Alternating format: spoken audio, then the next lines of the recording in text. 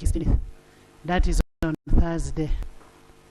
Silwanya has been raising this issue over a period of time.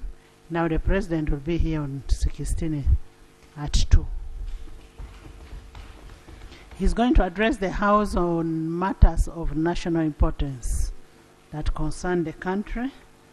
And I urge all of you to be in the House that day for you to hear what the president says on what we can do to change our economy, our society. Honorable members, I can see a number of both international and internal and local media. Whenever we talk about homos here, I see them coming. I want to welcome all of you. You go ahead and cover. For us, it's about our morals and our cultures. And I want to urge members of parliament, please don't get intimidated. Never get intimidated. We are doing all this for humanity. And as we've always said, we are here to represent the people out there. We are a voice of the voiceless. Honorable members, we have our bill that is going to come. And I want to report to you that executive promised that they would bring a certificate of financial implication. And I can able to report that the certificate was delivered. Next item. Item 3. I know there are members who have matters of national importance. We are going to discuss them after. Item 3. There is nothing in my communication you're going to respond to. Can we go to very serious issues? Let's first get the bill. Bill's first reading, the Anti-Homosexuality Bill 2023. When you see people trying to frustrate this bill, at least not from Mukatuliki. Honorable members, on Tuesday, 7th March, as I've already said, the executive promised a certificate and it has been delivered. I want to applaud the executive for that they kept to their word. The certificate of financial implication is with us. The bill that we have before us is a bill that concerns the morality of our people, that concerns the future of our children, that we are looking at protecting humanity. Can we have Honorable Basalirwa? Thank you very much, Right Honourable Speaker. Right Honourable Speaker and honourable members, I beg to move that the bill entitled the Anti-Homosexuality Bill 2023 be read for the first time. Thank you, Honorable Basalirwa. Pursuant to Rule 129, I now refer the roll to the the bill to Committee of Legal and Parliamentary Affairs, and I will also ask the committee to ensure there is sufficient public hearing on this bill. Nothing should be hidden, and as I've already said, everybody, people will vote by tally. All the members will vote by tally. We will call the person and the person will vote. We don't want the technicalities of saying there was no quorum. This is the time you're going to show us whether you're a homo or you're not. And this business of intimidating people that you will not go to America. What is in America? For me, the only thing you can intimidate me on is that you will not go to my constituency. But so long as I'm able to go to my constituency, to hell with those countries. Next item. Right Well, Honorable. can you lay the certificate on table Yes, Right and the Honorable. bill? I want to seek your indulgence to lay a certificate of financial implication, to lay it on table, Right Honorable Speaker, Please lay. dated 7th of March And signed by 2023, who? and signed by Matia Kasaija, MP, Minister of Finance, Planning and Economic Development. What is the heading of? Right Honorable Speaker, the heading of the cover letter is a request for a certificate of financial implication for the Anti-Homosexuality Bill 2023, and the last statement says, to that effect, please find attached the certificate of financial implication for the Anti-Homosexuality Bill 2023. Can you read for us the certificate in totality? We don't want an aspect of other people running it to court. Thank you very much, Right Honorable Speaker. Right Honorable Speaker, certificate of financial implication made under Section 76 of the Public Finance Management Act 2015 as amended. This is to certify that the Anti-Homosexuality Bill 2023 has been reviewed in accordance with Section 76 of the Public Finance Management Act 2015 as amended. I wish to report as follows. A, that the bill has the following overall objective: to establish a comprehensive and enhanced legislation to protect the traditional family through prohibiting sexual relations between persons of the same sex, strengthening the nation's capacity to deal with emerging threats to the traditional family, protecting the cherished culture of Uganda, and protecting children and youth who are vulnerable to sexual abuse. B, objects of the bill: to prohibit marriage between persons of the same sex. 2, to prohibit and penalize homosexual behavior and related practices. 3, to prohibit the promotion of homosexuality. And 4, to protect and provide assistance and payment of compensation to victims of homosexuality. C, specific outputs and outcomes of the bill: criminalization of homosexuality with the liability of imprisonment for homosexuality, aggravated homosexuality, attempted homosexuality, aiding and abetting homosexuality, conspiracy to commit homosexuality, and related practices. Right Honorable Speaker, according to the Minister, he also further adds that the bill provides for protection, assistance, and compensation. There is procedure matter. Yes. Speaker, I don't know why you are in a hurry. This thing you should read it slowly. I have seen you have omitted the 2 to 10 years in your reading, but I'm seeing it up there.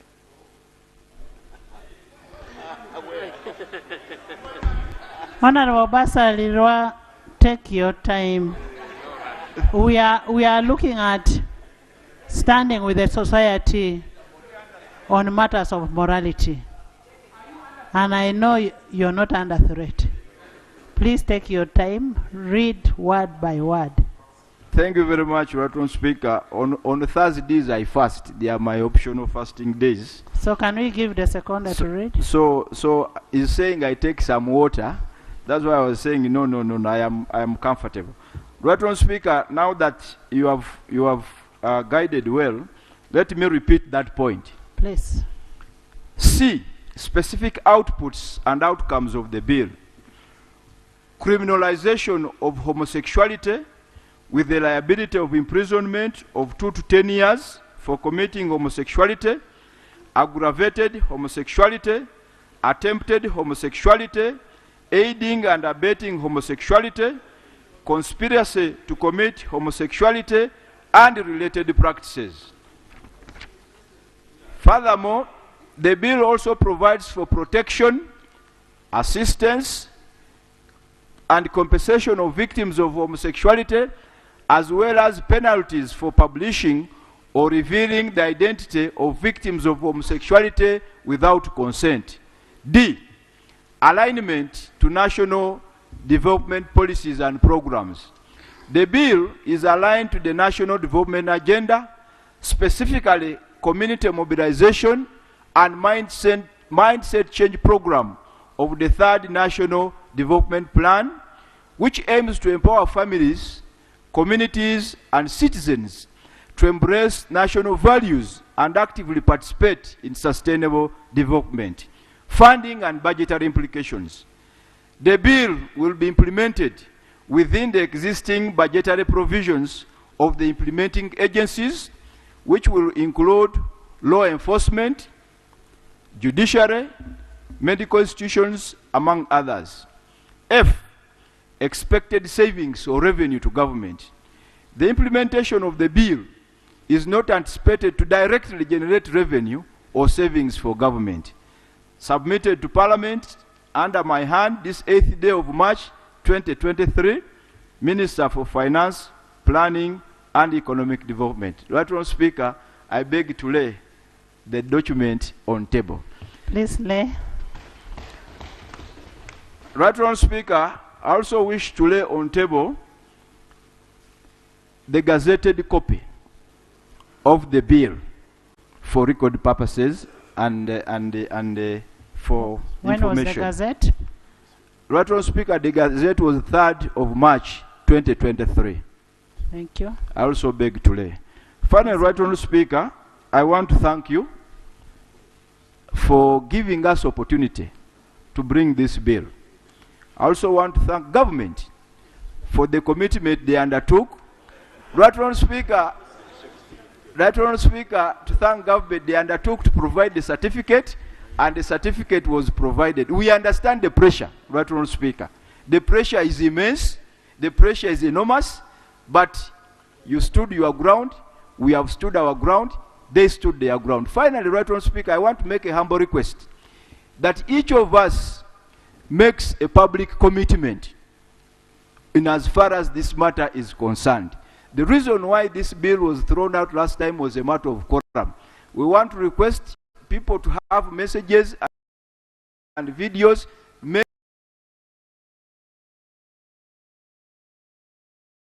making public commitments. They are in support of this bill. I beg to submit, Right Honourable Speaker. You know the Bible says, "Shall know them by their deeds," and indeed we are going to know the of Parliament by their deeds, whether you're for or you're against. And whatever you're going to do will impact on the next generation, on your children. When the speaker is speaking, it's just good enough, good manners to sit. On Tuesday we said the front bench is gazetted for the ministers. For now, your ministerial position is extinguished.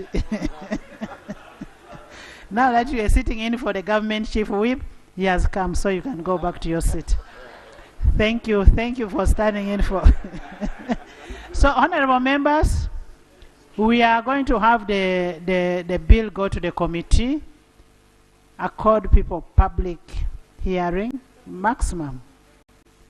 Let the public come and express their views, including the homos. Allow them to come. Even if you have members of parliament, the religious leaders, all of them, please listen to them before you report back to the House.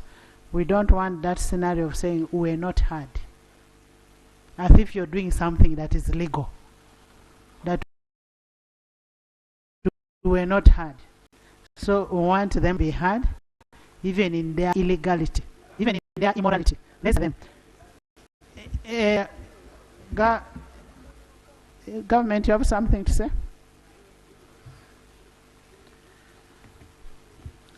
Right Honourable Speaker, we delivered as promised.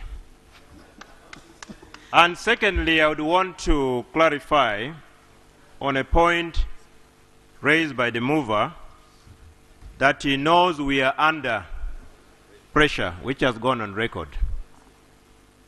I want to state that the leadership of the government of the Republic of Uganda under His Excellency the President, General Yoweri Kaguta Museveni, is not under any pressure. I also want to state that the leadership of the Parliament of the Republic of Uganda under Right Honourable Anita Among Anet, who is here in person, on Right Honourable Anita Among Anet Magogo, is not under any pressure. The laws we make constitutionally, we make them for the peace, for the order, and for the good governance of Uganda. And that must go on record. There is no pressure. We are constitutionally exercising what is bestowed upon us. I beg to submit. Thank you, Government Chief Whip. Even where the mover of the motion says the government snubs my gay bill, government is not snubbing it. Nobody pushed them. I did not push anybody, I requested. Honorable members, in the VIP gallery this afternoon, we have a delegation of members of Parliament and staff of Parliament of the United Republic of Tanzania. You're most welcome. We have Honorable Jerry William Sila, welcome. He's a chairman of Public Investment Committee. We have Honorable Alima, who is a chairperson of Local Authorities Accounts Committee. Welcome. We have Honorable Livingstone, who is a chairman of PAC, Chair PAC, Chair Public Accounts Committee. We have Honorable Augustine Vuma, who is a Vice Chair of Public Investments Committee. Welcome. We have Honorable Omar Mohammed, a Vice Chair of Budget Committee. Welcome. We have Honorable Stanislaus Mabula, who is a Vice Chair of Local Authorities Account Committee. We have Honorable Jafeti, a Vice Chairperson of Public Accounts Committee. Welcome. We have Mr. Edwin Mpehi, who is Assistant Editor General. Welcome. We have Ms. Kemi John, Assistant Auditor General. Welcome. We have Ms. Jessica Sanga, the Committee Clerk. Welcome. We have Ms. Turifina Tanzania. You're welcome. Committee Clerk. We also have Mr. Musana Samuel, a Parliamentary License Officer. They are here under the umbrella of the National Audit Office of Tanzania, and they are here for benchmarking. You are most welcome to Parliament of Uganda. Please join me in welcoming them. Thank you for coming. Next item. Item 4, statement by the Leader of the Opposition on the post-recess situation. There's a procedural matter. Thank you, Madam Speaker. I'm raising under Rule 10. I would have raised it immediately after your communication, but you mentioned the President being in the House next week on the 16th. I was requesting if it's possible, of course it's possible through your powers, to have the sitting for 16th in a bigger space than Parliament, because I imagine when the President is here, everyone will be here, and it will be very hard for us to fit within. Honorable Enos, you have a very able leadership in Parliament of Uganda. We will know what to do as the leadership. You have the speakers, you have a government chief whip, you have a leader of opposition. That's the leader and the clerk. That's the leadership of Parliament. We will communicate to you where and what will be done. Thank you. Yes. Thank you very much, Right Honourable Speaker. Right Honourable Speaker, as Honourable Basaria was reading the certificate of financial implication, I took time to look at the date when the certificate was issued, and the date read 8th of March 2023. Doesn't that in any way affect the eligibility of the certificate, since 8th of March was a public holiday and all offices were closed? Thank you, Right Honourable Speaker. Honourable Basalia.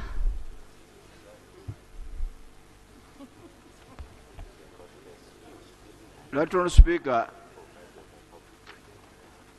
this certificate was forwarded. By the way, public standing orders, a civil servant is on call 24/7. Next item. Item 4, statement by the Leader of the Opposition on the post-recess situation. Honorable Leader of Opposition. Much obliged, Right Honourable Speaker. Right Honourable Speaker, this statement should have come immediately after recess, but I understood the circumstances under which it was brought forward. And the titling is not a mistake, to wit that the Leader of the Opposition did not wake up from bed to say that's post-recess, but to try and make a recap to colleagues and the country as to... Honorable Loeb, just a minute. Honorable members, maybe for clarity, we got a report from Leader of Opposition. Immediately we returned from recess, but because we had a congested order paper, that's why we prefer to have it today. It's not something coming from the blues, and this is in conformity with the Rule 53 of the Rules of Procedure. Thank you, Right Honourable Speaker. Right Honourable Speaker, since the preamble has in a way been overtaken by events, I don't really hazard to go there, but to state that you did report to Parliament in your communication last week the temporary freedom given by court to the two honourable colleagues, the Honourable Sewanyana and the Honourable Segirinya, that had been in incarceration without trial for more than a year, and they were received by the House in absentia because the two honourable gentlemen had really suffered in what I dub as illegal detention in the circumstances. But I want to recap and say the honourable members are recapitulating. They left prison sick. They still need our moral support so that they can return to do the business for which Ugandans voted for them. Right Honourable Speaker, in the wake of that, I would like to remind the House that the situation of abductions of Ugandans remains the way we left before the House went in recess. And before we went in recess, Right Honourable Speaker, you had ordered for a series of meetings between myself and my team and the Office of the Leader of Government Business, which were held in the Office of the Deputy Speaker. Right Honourable Speaker, unfortunately, those meetings never resolved anything. But largely, we are speaking about the 25 missing citizens. Right Honourable Speaker, between 8th and 15th of February 2023, security operatives moving in the infamous drones abducted Khalid Sebi, Kabugo Alex Basajja, Sebunya Yasin, and Kajimu Fred from Nakaseke district, in particular in the constituency of the Honourable Alan Sebunya Mayanja, Nakaseke North. Central. I beg your pardon, Right Honourable Speaker. Right Honourable Speaker, also, Mr. Mubiru Saddam was abducted from Salama Road in Makindye on 15th February 2023. Right Honourable Speaker, those citizens up to now have not had their whereabouts communicated by any authority.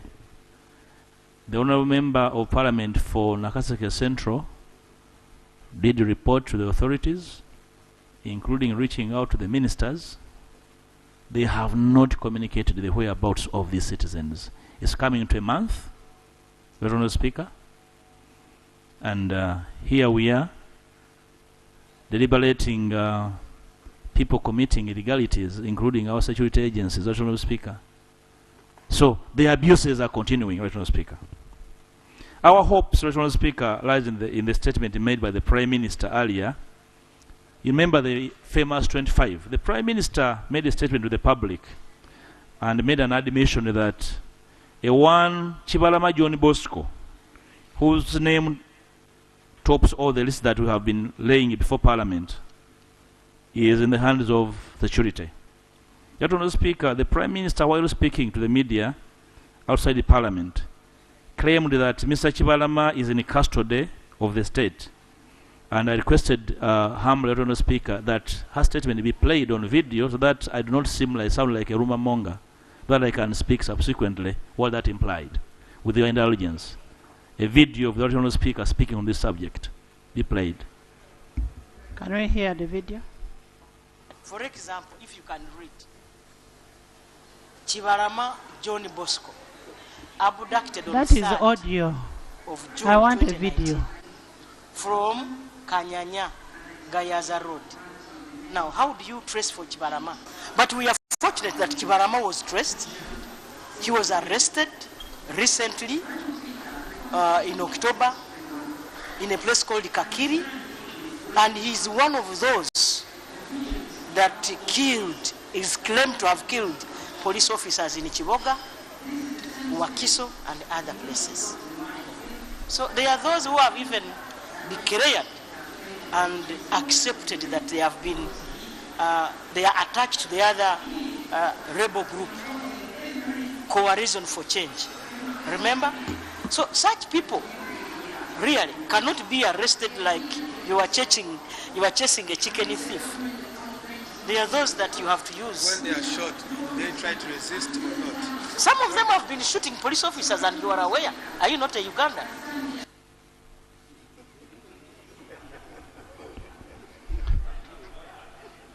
Much obliged, Right Honourable Speaker. Right Honourable Speaker, this is the essence of evidence-based debate. For the record, Right Honourable Speaker, Mr. Chibalama was abducted on 3rd June 2019 from Okanyanya, from his shop. And the Prime Minister says this gentleman was arrested last year in October. So more than 2 years, his family cannot make a trace of him. Even after the pronouncement of the Prime Minister, nobody has seen Mr. Chibalama. And we demand that the Prime Minister comes here. I will escort her. I want to go and look at Chibalama and communicate to her, to his family and children. Mr. Chibalama left behind a very young family, and for 2.5 years, he's not been seen. Now that the Prime Minister of the Republic confirms that he's in police custody wherever he is, I would gladly escort her to go and see Chibalama, Right Honourable Speaker. Right Honourable Speaker, we are also disturbed by the circumstances under which one Mzee Costa Mhoja, 75 years, died in police custody following his abduction from his cotton plantation in Kathahu, Nyakyumbu, in Kasese district. Right Honourable Speaker, I remember you copying me in one of your correspondence with the security to explain the circumstance of his death, Right Honourable Speaker. As the trend has always been, he was bundled into a drone van, driven to Masaka police station, then to Sembabule, and later on to SIU Chireka, where he died after 2 weeks. This entire time, Right Honourable Speaker, the police found no reason to inform his family that they were holding on to him. Instead, after his death, they still buried him. The police later claimed that Mzee Mhoja slid and fell in the bathroom, which caused his death. To the contrary, a post-mortem report suggests that he died of pneumonia. Before we knew it, Right Honourable Speaker, Police went and exhumed his body from the KCCM cemetery and handed him over to the family without following due process. We all know the nature of due process.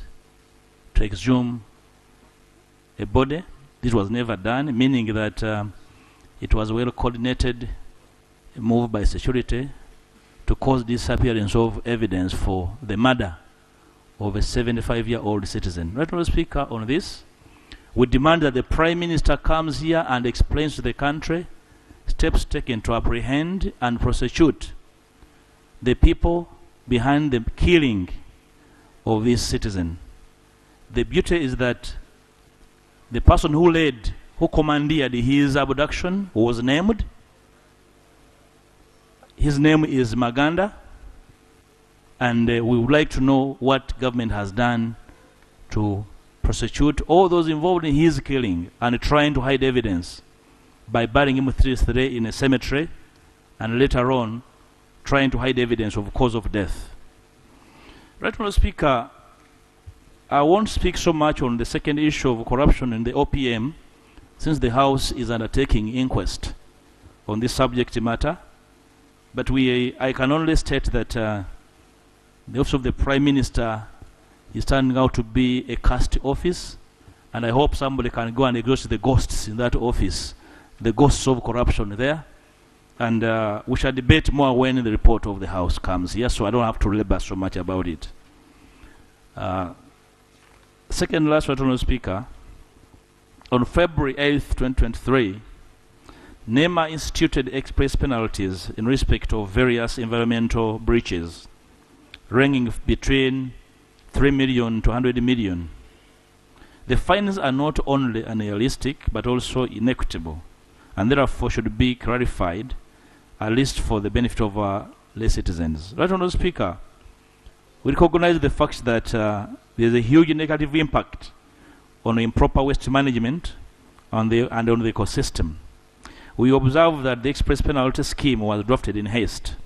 We want to request that the Minister for Environment comes to the House to explain the cascading nature and the hierarchy of these penalties, because as a House of Parliament, we're the best educators of our citizenry, and therefore we need to understand how the Minister or the Ministry came up with these penalties and the figures that look arbitrary and the way they were fixed. Right, Honourable Speaker,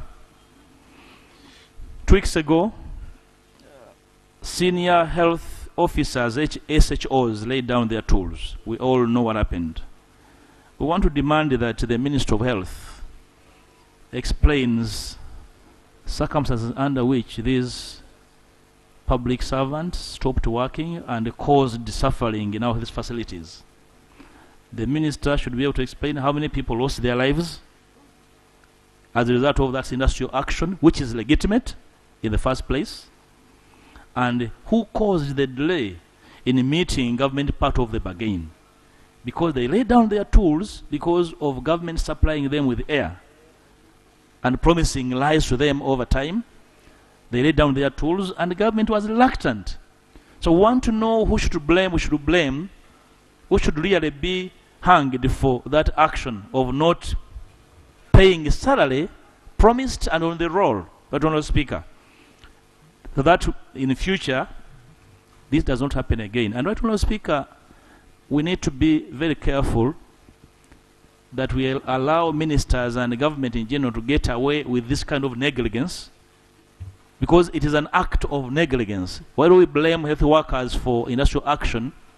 Somebody responsible for their action must really come and explain whether they slept on duty, so that we can know what to do with them. The beauty is that this House of Parliament, Right Honourable Speaker, is very warm for action on ministers sleeping on duty. So our fingers are itching for action, Right Honourable Speaker. Right, last Right Honourable Speaker, we have discussed in this House matters of eviction of citizens on their land. And the public media has been awash with the APA evictions, which as the opposition in Parliament we believe we are haphazardly handled, including the promised compensation by government. Whereas the President of the Republic reprimanded the Prime Minister for the promise she had made over the same matter. But again, the promise of the President remained equivocal on what is going to be done to compensate the people of Apa.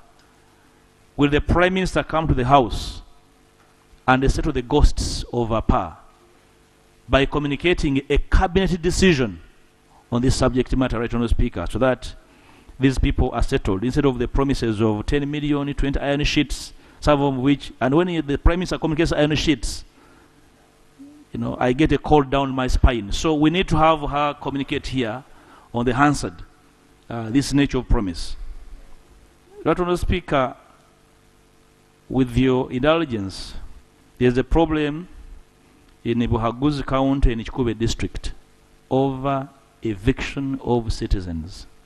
And I do not know whether the members of parliament from these constituencies are so cowed and timid to speak for their people. But since the law speaks for the entire country, I would like to implore you. Leader of opposition, they are not timid. They have spoken in this house. My members of parliament are very vigilant, and they've spoken for their people, and they will continue speaking for them. We have a very able team in Chikube. Much obliged, Right Honourable Speaker. Right Honourable Speaker, we would like to see their voices turn into action. And we are here to offer our support, our unsolicited support to the people of Chikube. They have spoken, they have not got a response, and I'm happy you are the leader of opposition who is supposed to be a watchdog and hold government accountable. Exactly, Right Honourable Speaker. I'm here for gatekeeping. Yes. Will the Prime Minister come and explain whether she's sleeping on duty as far as this complaint is concerned? And I expect nothing but her response in very clear terms on these issues. Right Honourable Speaker, I thank you. Thank you so much. Of course, put the record clear. The Prime Minister is not sleeping on duty. There is no way you can sleep on duty. And she has actually tried her best. She has tried her best. Honourable members, this statement is under Rule 53(1). We will not discuss this statement because we need responses from different ministries. We need a response from lands, from health, from when the speaker is speaking.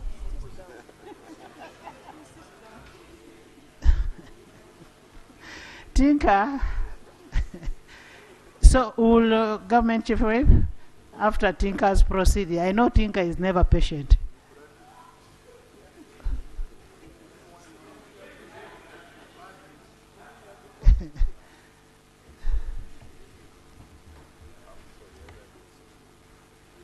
Thank you very much, Right Honourable Speaker.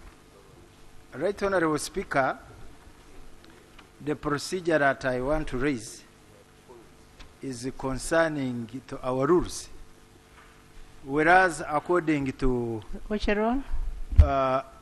Rule 109, a motion was carried in this House to censor a minister, whereas this minister holds a position of a member of parliament that can continue sitting in the House, whereas a decision of the House was communicated to the appointing authority, whereas we are also aware that we have not received any guidance from the appointing authority. We am confused that the same minister continues to, in the House, to occupy the front bench gazetted for ministers. According to our rules, Rule 9, I was seeking for your guidance, Right Honourable Speaker, how we should proceed in the circumstances. I saw one. Thank you. I think Thank you, it is not Tinka. mistaken identity. I have properly identified her. She's actually seated on the front bench. And this House unanimously passed a motion that she cannot sit on the front bench. She can only sit as an ordinary member of parliament. I seek your guidance. And since you're seeking for my guidance, I want us to proceed this way. We have very important things to handle. Very, very important things. Can I now ask government, can we have response to leader of government, leader of opposition statement? It's a very serious statement. And leader of opposition, as for the members who are sick, as parliament, we are ready to support the members who are sick. So if they can get us their medical letters, we can be able to support. So you will get a response to what you have raised in the next sitting. And we need comprehensive reports on action that have been taken from your government. Don't divert me. I am not iron sheets to be diverted.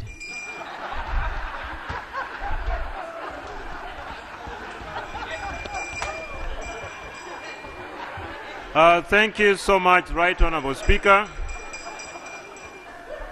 Right Honourable Speaker, just like you have guided, on behalf of government, let me first of all thank the Leader of Opposition for the statement,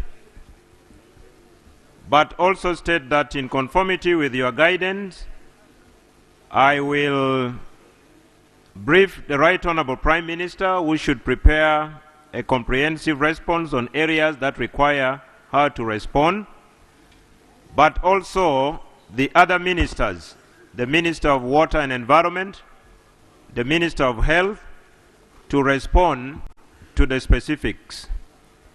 That said, Right Honourable Speaker and Honourable Members, I wish again, with your permission, and without preempting what the Prime Minister and the other ministers would state in their statement, I would want to clarify one or two issues that are not in doubt.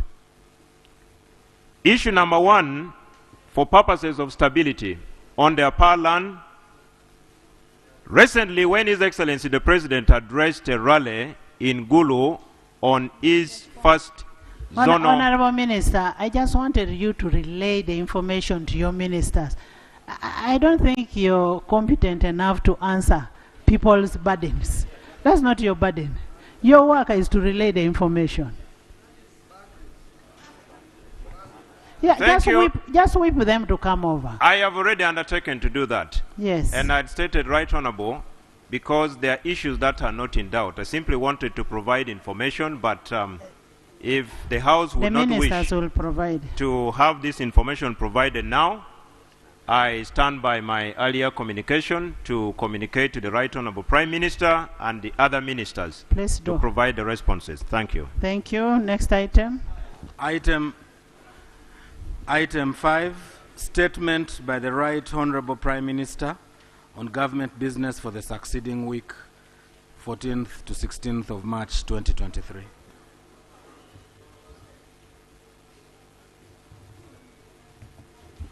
Right Honourable Speaker and Honourable Members, I received a call from the Right Honourable Prime Minister at exactly 2 p.m. that she had been invited by His Excellency the President for a meeting at State House in Entebbe. And since our rules are specific on this particular subject matter, I would kindly request that if it pleases you, we push forward and deal with other matters on the order paper. If the Prime Minister comes, then she will be in a position to perform our role as provided for under our rules of procedure. Thank you. Next item. Item 6, motion for reconsideration of the Markets Bill 2021 as returned by His Excellency the President in accordance with Article 91(3)(b) of the Constitution and Rule 142 of the Rules of Procedure. Honorable members, as you recall, the Markets Bill 2021 was read for the first time on 7th December 2021 and passed on 15th February 2022. and pursuant to Article 91(2) of the Constitution of the Republic of Uganda, 1995, the clerk transmitted a copy to His Excellency for assent, and on 16th January, the President, in accordance to Article 91(3)(b) of the Constitution, returned the bill to Parliament with comments, which comments have been considered by the committee. On Tuesday, 7th March 2023, we referred the Committee on Public Service and Local Government for reconsideration. But we had earlier on referred the same bill to the same committee administratively because we were on recess. Now officially we referred it on 7th. Now the committee is ready to report on the returned bill. Can we have the Minister of Local Government to move a motion for reconsideration of the bill?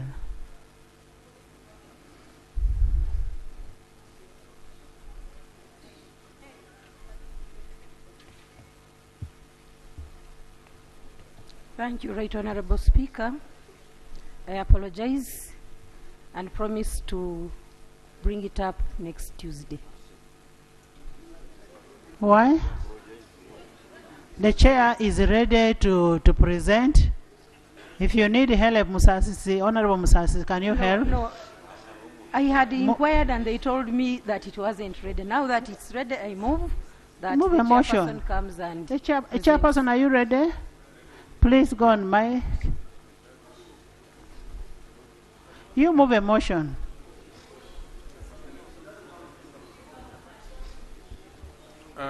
Honorable Speaker, we are ready with the report and we are ready to present.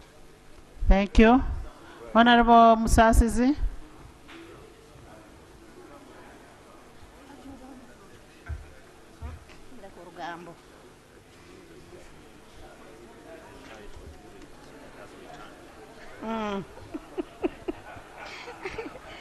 Right Honorable Speaker, I move the motion for reconsideration of the Markets Bill 2021 as returned by His Excellency the President in accordance with Article 91(3)(b) of the Constitution and Rule 142 of the Rules of Procedure.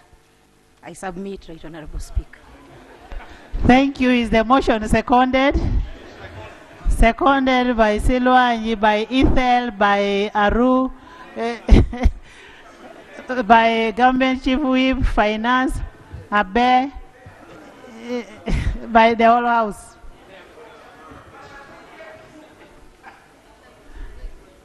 Can you speak briefly to your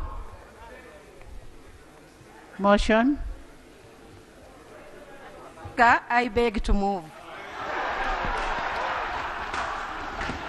Honorable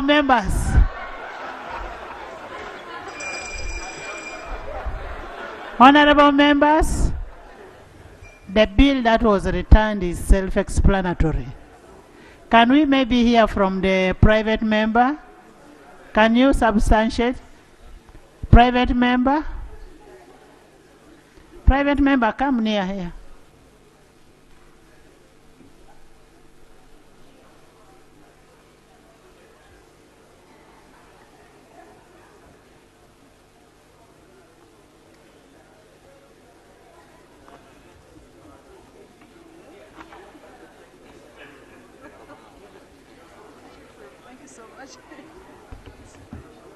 Yeah, thank you very much. Thank you very much, Right Honorable Speaker and the colleagues.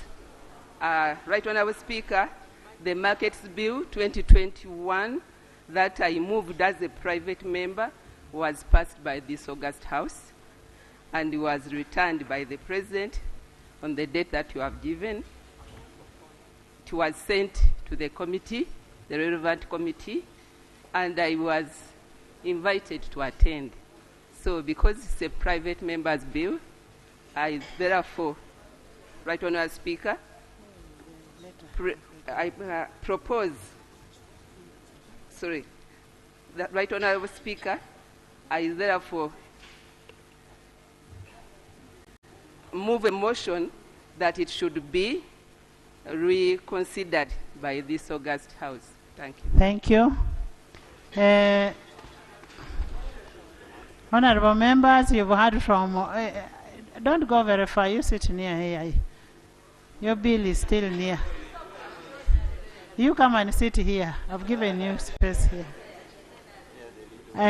Honorable members, you've heard what what Honorable is saying, who raised a private member's bill. You've heard from the minister. Can we now hear from the chair of the committee?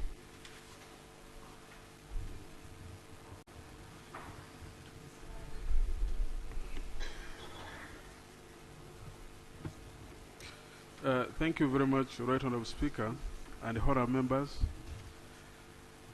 Before I present the report, allow me lay a copy of the minutes that were minutes of the engagements during the reconsideration of the market bill, a copy of the committee report, a letter from the President, and Honourable Minister, listen to your chair. And the returned market bill. So I beg to lay. Please lay.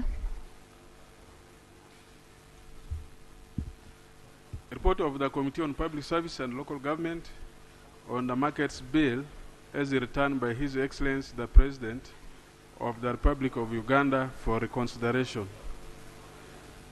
Introduction. The markets bill 2021 was read for the first time on 7th December 2021 by Honorable Margaret Rabasheza, Workers' Representative. The bill was referred to the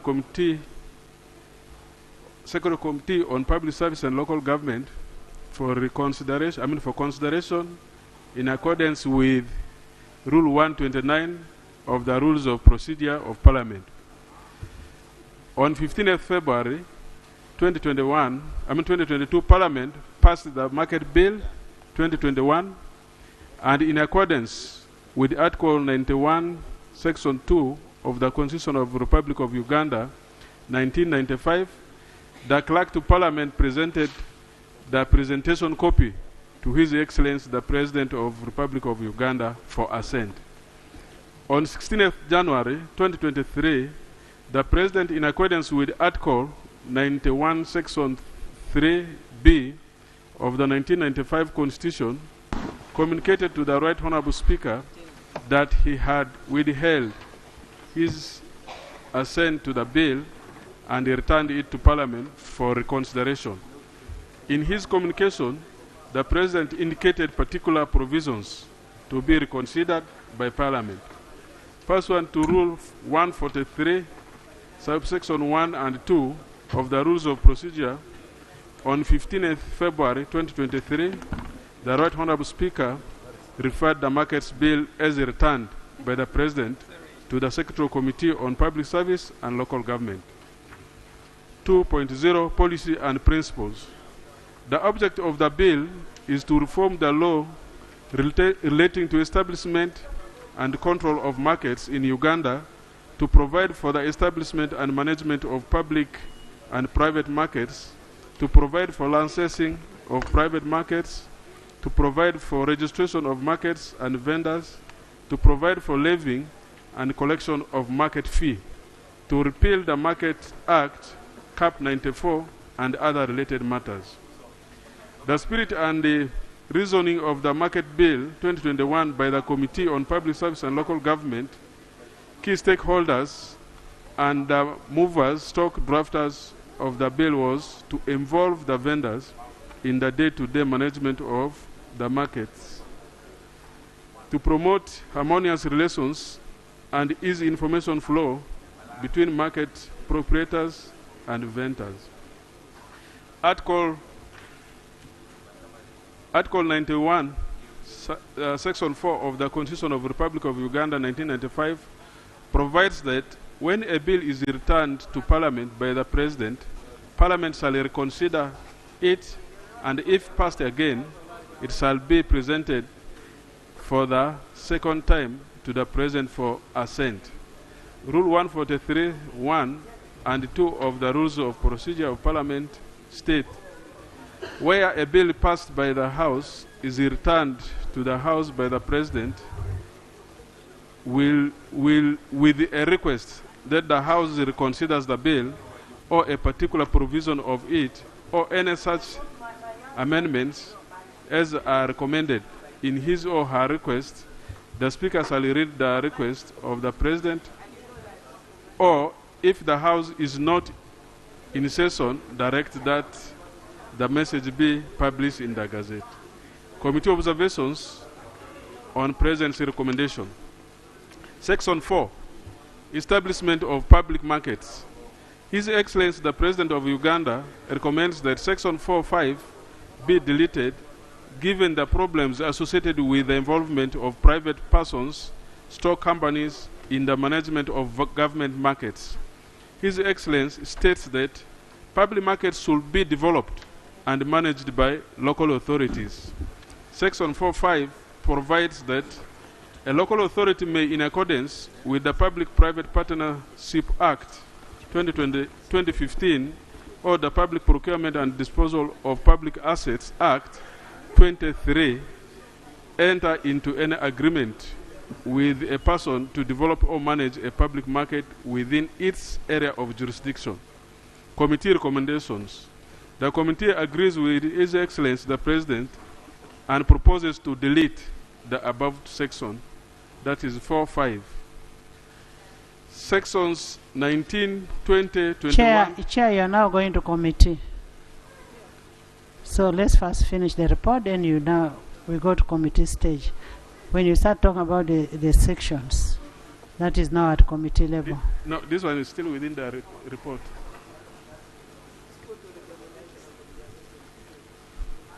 Okay, it's okay, let me take your guidance, we can go to the committee stage. Thank you, Madam Speaker. Thank you, honorable members. You've heard a report from Honorable Nzima on the market bill. I now open the debate on the report. In the circumstance that there is nothing useful to add, then Hajat will suggest that we go to the committee stage.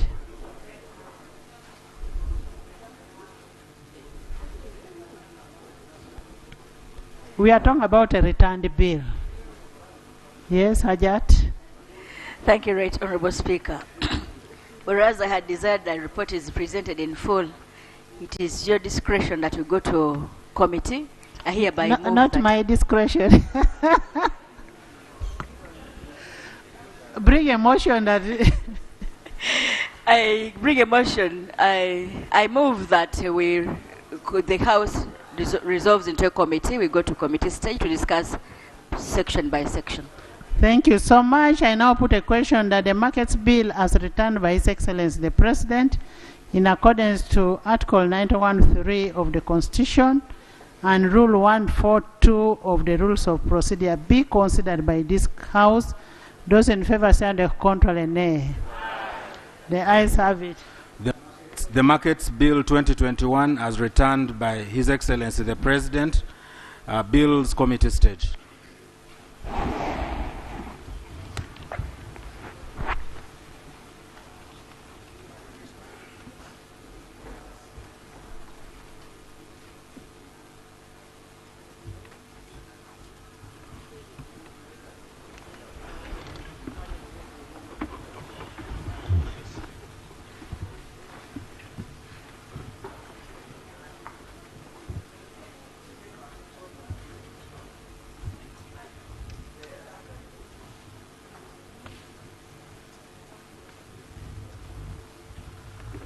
Clause 1. Chair. Clause 1. The committee recommends amendment of Clause 1 by deleting the word committee. Justification, consequential amendment of Clause 19 to 27 in the bill. Private.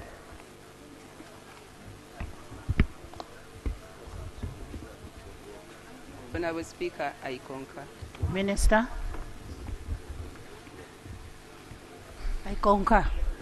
I put a question that clause 1 be amended as proposed. Those in favor sign the contrary nay. The ayes have it. Clause 1 as amended. I put a question that clause 1 as amended stands part of the bill. Those in favor sign the contrary nay. The ayes have it. Clause 4. Clause 4, Chair.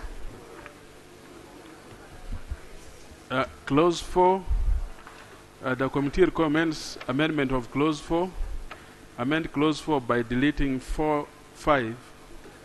Justification to allow public markets to be developed and managed by the local authorities. Minister? I concur, Right Honorable Speaker. Member? Right Honorable Speaker, I concur. I put a question that clause 4 be amended as proposed. Those in favor say on the contrary nay.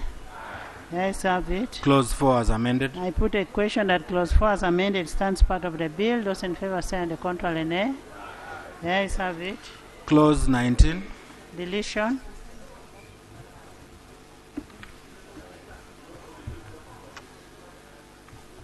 Clause 19, vendors association. The committee recommends for deletion of clause 19. The justification is that vendors, private persons, and private entities should not be involved in the day-to-day management of markets.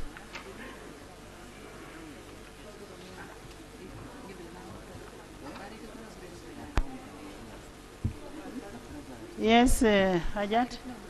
Markets, public markets. Private persons should not be involved in the management of markets. Is it markets or public markets? Pardon?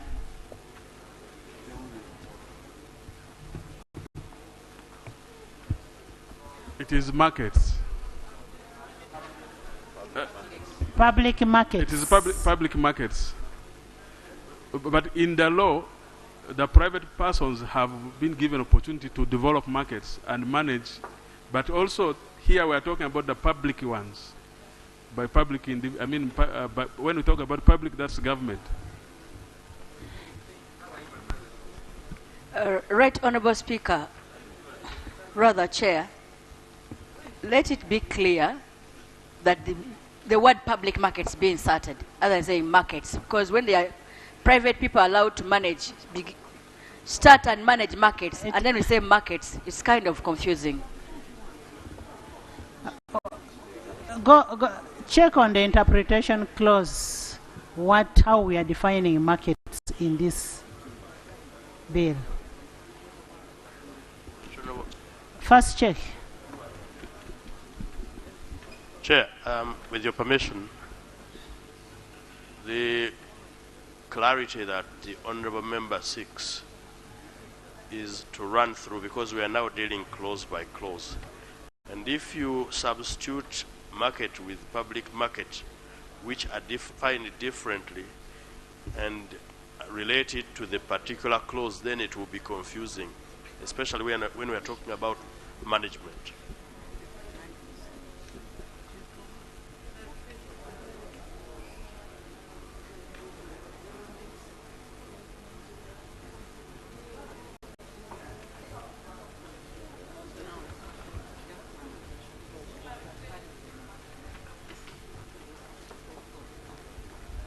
What we are doing today, we are looking at what was returned.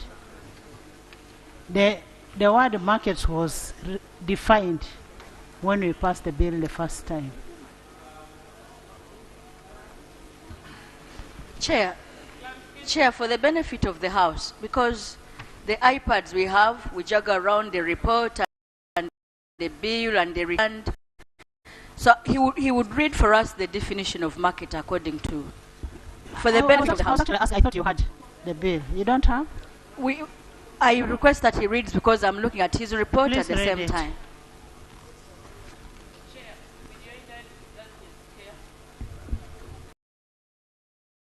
Pardon? Chair, for the benefit of the House, I would also beg the chairperson of the committee to define for us public market vis-a-vis a private market. And in the and maybe I don't know of a private market, any private market in Uganda. At least in my district, I don't. Can they define for us? Honorable Abur. Yes. I want us to look at Rule 143.4. Can you 4 and 6? Can you read what it says? 143.4 and 6.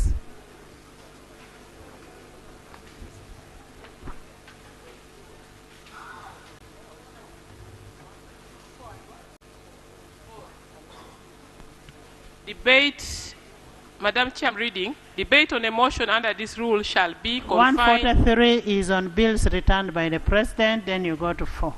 Okay, yes. Debate on a motion under this rule shall be confined to consideration of matters referred to in the message of the President or to any suggestion relevant to the subject matter of the amendment recommended by the President.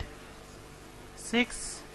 6. An amendment relevant to the subject matter of an amendment recommended by the President may be moved, but no further amendment shall be moved to the bill unless it is consequential upon, incidental, or alternative to an amendment recommended by the President.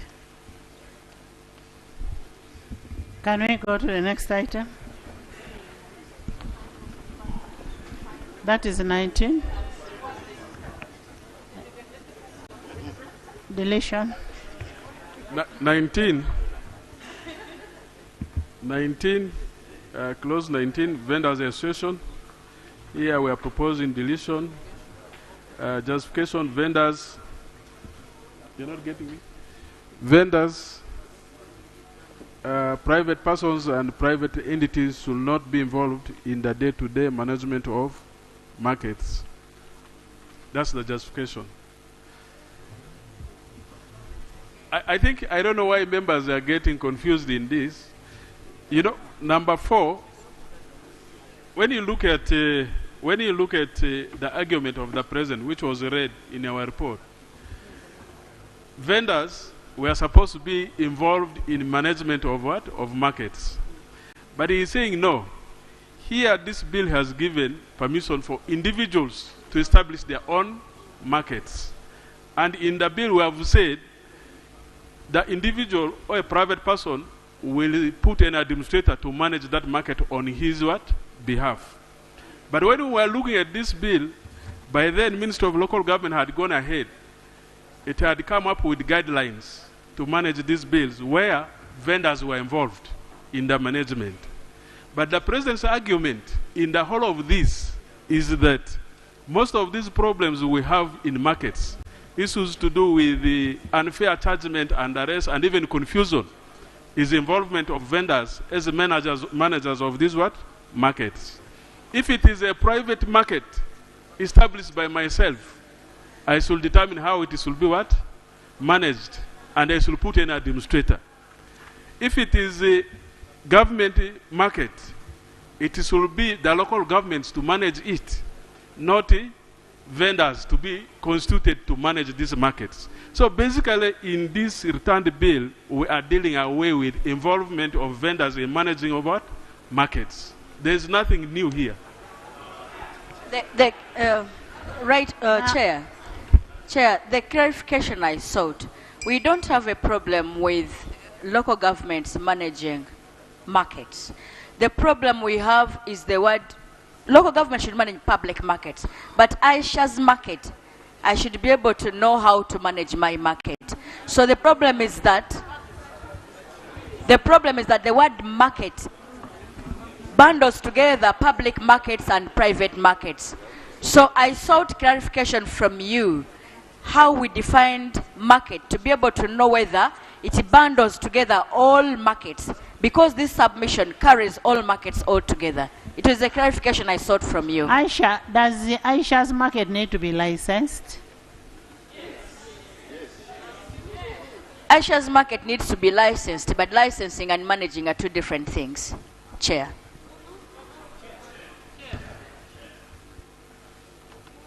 Madam Chair. Madam Chair, I think this is a very simple matter, Madam Chair. You know one thing, in the prudence corporate governance, ownership should be separated from management. The management should be separate from you. And that's why they are saying you should not, for objectivity and really to avoid conflict of interest, don't bring the vendors to manage who are private individuals. Yes. Yes. Madam Chair, I think that the committee justification is the one causing confusion. There is actually no matter to... They have a good point to delete clause 19. Just help me redefine yes, our justification. the clause 19 that they want to delete says that a vendor may form or join a labor union, registered association, partnership, cooperative, or savings and credit cooperative society.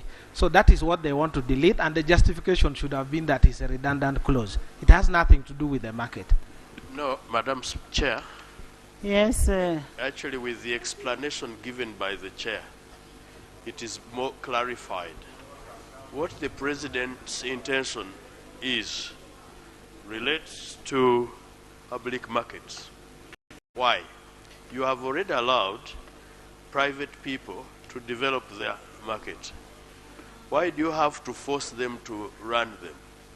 I would be entitled and I should be free to decide and divest myself of management responsibilities by telling the vendors in that market to manage their affairs for me, because it is mine. Now, with that, so I can authorize anyone, and from the explanation of the chair, I can authorize anyone, including the vendors. Now, when it comes to public markets, where we have interest as government, is where we are saying we do not want vendors. So who knows, supposing the vendors in that market are actually my sons and daughters, I must be left with the freedom. Invariably, where the chair is placing the word market, what we should be putting is public market, because we are pronouncing a restriction, which restriction the President did not intend to go to private markets. Maybe what we can do... Maybe let's first hear from Lop. Okay.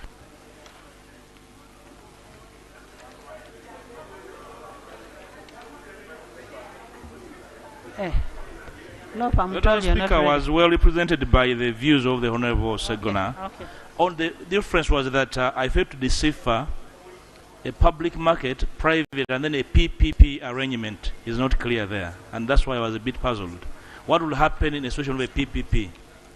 How did you distinguish between a private, public, and then a PPP? Because a situation of a PPP deleted in 4 could arise, and how are you going to deal with that? Did we imagine that a PPP is something not imagined? Honorable members, I hope you have seen what is in clause 19. It is vendors association.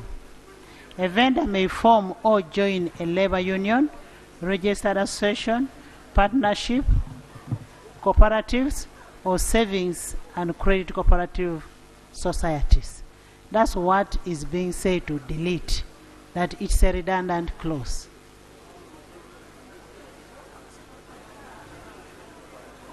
Because we have a number of laws that can allow a vendor to do that. This is redundant, like Honorable Dur said. We shouldn't have even had it. Actually, it is a justification that was that is kind of misleading.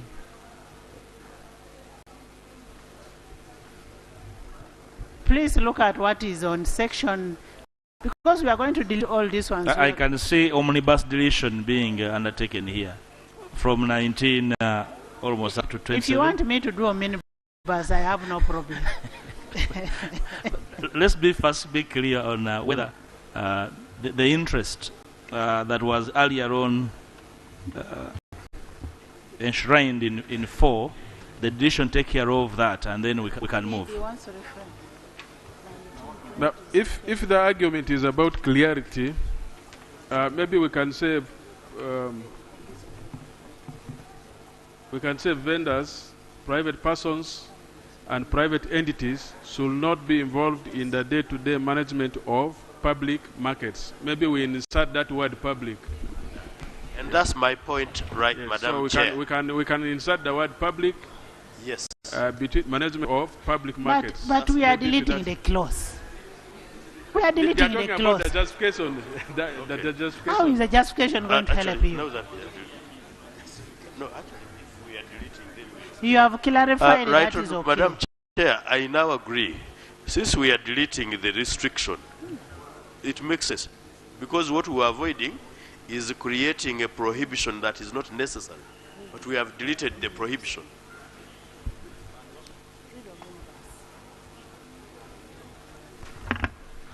Clauses 19 to 27 proposed for deletion.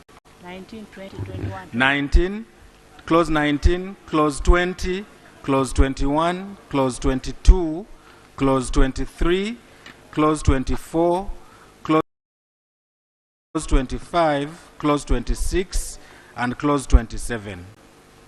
So the clauses that have been read are proposed for deletion.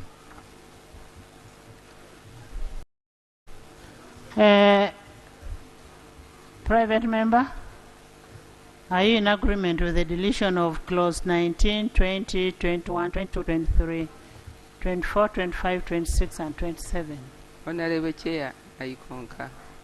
Thank you, Honorable Minister. I concur with Honorable Speaker.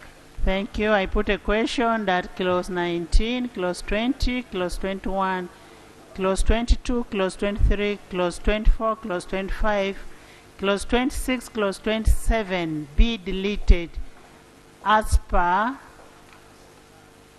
proposed by the committee. Those in favor say and the contrary nay. The ayes have it. Clause 29. I put a question that clause 20, 19, 20, deleted 29. Maybe I will seek the intelligence of the House and Madam Speaker on 28.5c. Since we are deleting things to do with this one was an oversight, we had not seen it. I've just seen it when I was reading through. Since we are doing away with the committees, the word committee also has appeared in 28.5c. So I think we could also delete that.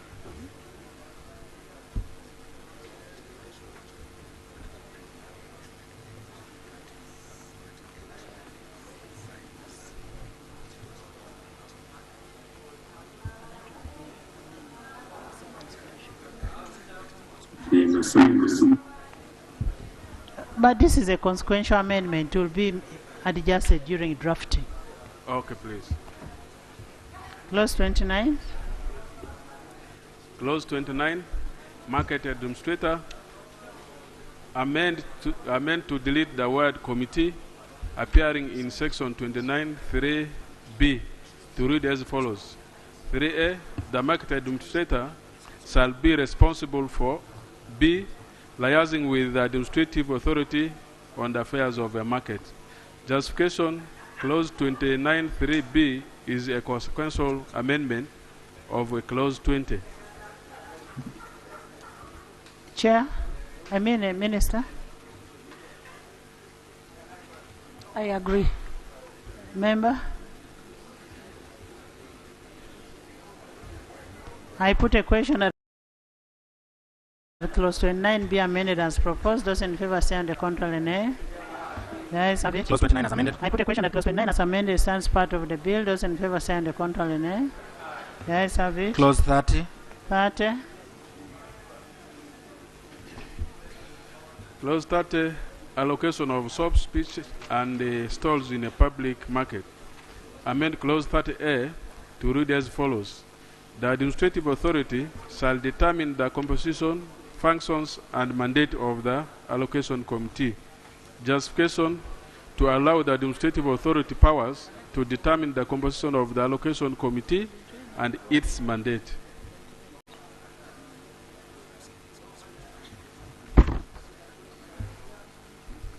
Member.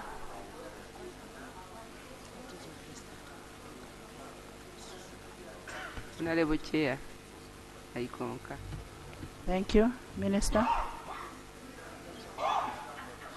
I concur with Honorable. Thank you. I put a question that clause 30 be amended as proposed. Those in favor say and contrary nay. The ayes have it. Clause 30 as amended.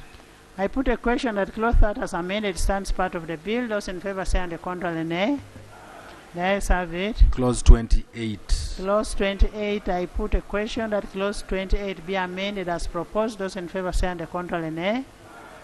The ayes have it. Clause 28 as amended. I put a question that clause 28 as amended stands part of the bill. Those in favor say and contrary nay. The ayes have it. Motion for resumption of the House.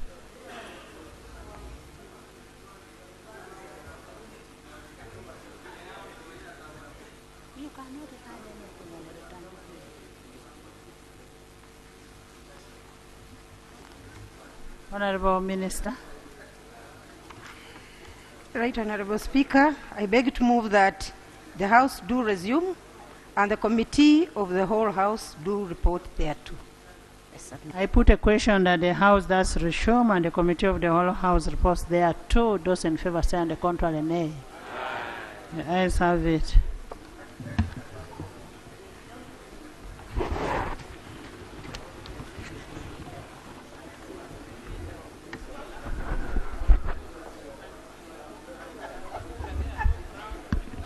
Please sit. Report of the Committee of the whole House.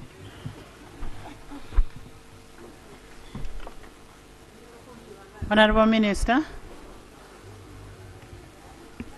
Right, Honorable Speaker, I beg to report that the Committee of the whole House has considered the bill entitled the Markets Bill 2021 and passed with amendments. I beg to move. Motion for adoption of the report of the Committee of the whole House. Honorable Minister. Right, Honorable Speaker, I beg to move that the House adopts the report of the Committee of the whole House. I submit. I put a question that the House adopts the report of the Committee of the whole House. Those in favor say and the contrary nay. The ayes have it. Bill's third reading. The Markets Bill as returned by His Excellency the President. Honorable Minister.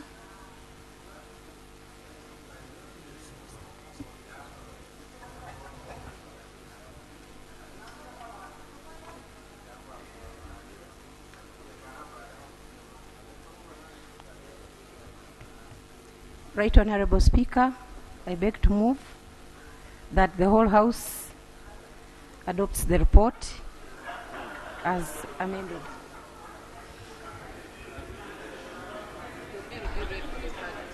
Just a minute.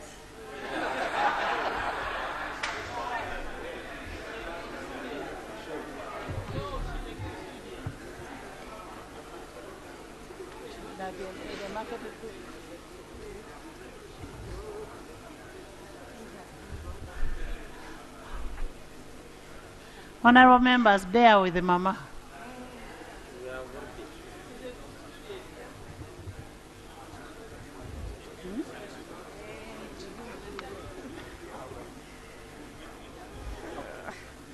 Right, Honorable Speaker, I beg to move that the bill entitled the Markets Bill 2021 be read for the third time and do pass into a law by the whole House.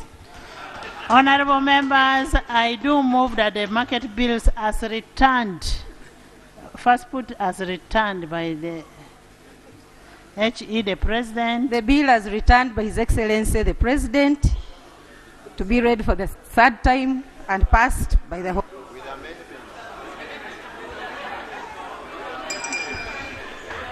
Honorable members.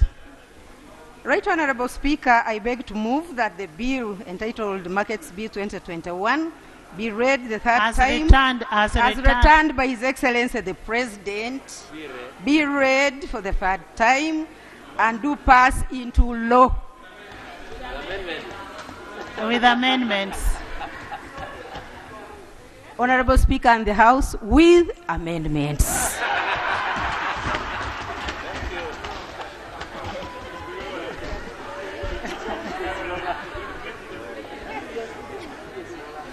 Honorable members, I put a question that the market bills as returned by His Excellency the President be read a third time and do pass. Those in favor say and the contrary nay. The ayes have it. Avuru, there is one house. A bill for an act titled the Markets Act 2023. A bill passed for an act titled the Markets Act 2023.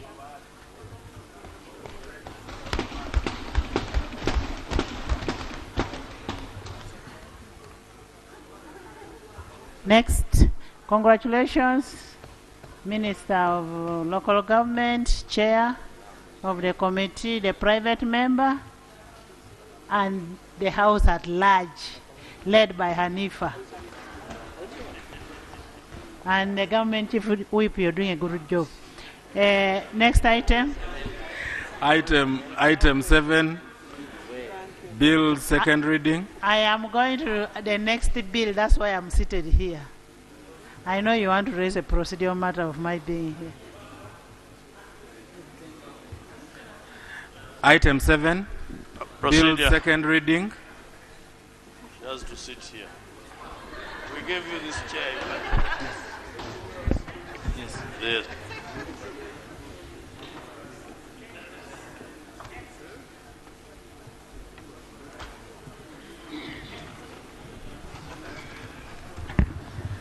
Item 7, the Microfinance Deposit Taking Institutions Amendment Bill 2022, Bills Committee stage.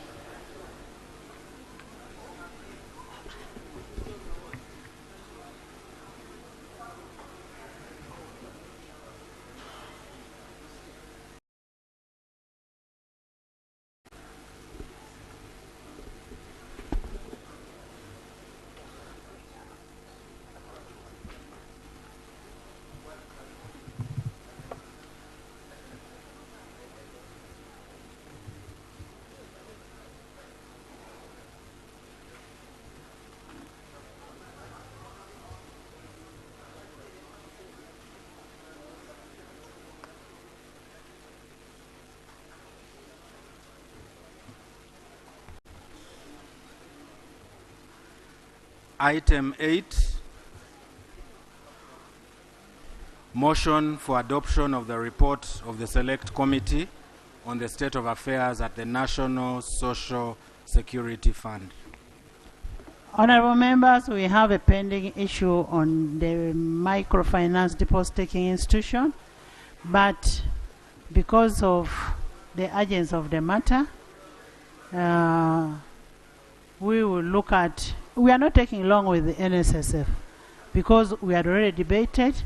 What we are left with is to put a question, and we expected the minister to be here. I don't know whether government chief whip has, because we postponed the debate because we're waiting for the minister. But if the minister is not here, then we can go to LOP. Because we're left with only one person. You're not going to say no because you're not chairing. Honorable Government Chief Whip.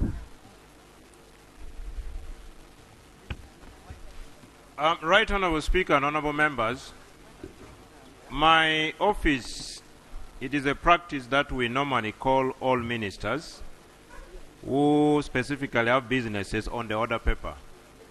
And today the same was done, and first on my list for confirmation of attendance is Honorable Amongi Betty Ongom, the Minister of Gender, Labour and Social Development. Although she is not yet in the House, would I kindly request, Right Honorable Speaker, that I be given time to call her as we proceed with another business on the order paper? Again? We can continue with the same business on the order paper because remember the other time you asked for the same. And we gave you the date of today.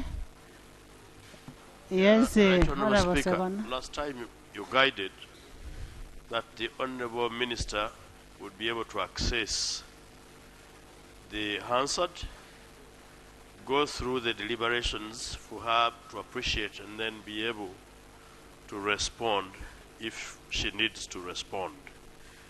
Secondly, last time when we raised the same issue, we were informed that the Honorable Minister had communicated her absence through the Chief Whip, who last time I told half whips the Minister, and today he has no communication. What normally happens is that a person is given an opportunity and exercises that opportunity, but exercise of that right being a right is not mandatory. We can safely assume that the Minister does not have any comments to make on the report, and therefore would proceed with our debate and close it. Thank you. Lop, you probably have a bill to pass. Don't take him into procedures. I gave all of you a chance to speak the other day. Much obliged, Right Honourable Speaker. Right Honourable Speaker, I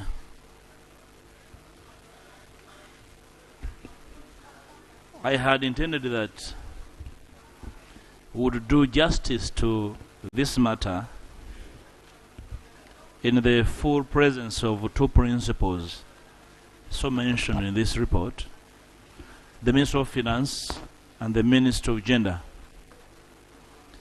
But because they have elected to keep away, this House is not constrained to make a decision despite their physical presence, Right Honourable Speaker. So there's no constraint, and I beg that we move as advised, and that... Can I first hear from Honourable Betty? Then you'll make your submission. Much obliged.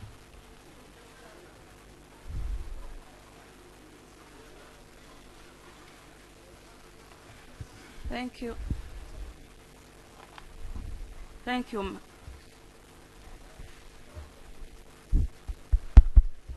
Thank you, Madam Speaker. Madam Speaker, I have a statement, a written statement, which I would want to read in response. Is it the statement you had given us before, or yes, is it different? it is the same, only updated. Few. It can't be the same. If it is updated, then it is a different statement. I already handed it to the clerk for uploading, but it doesn't have big substantial. Can give some honorable members, but I already handed it by a letter for uploading. You can guide me. Members, check on your iPads if it has been uploaded.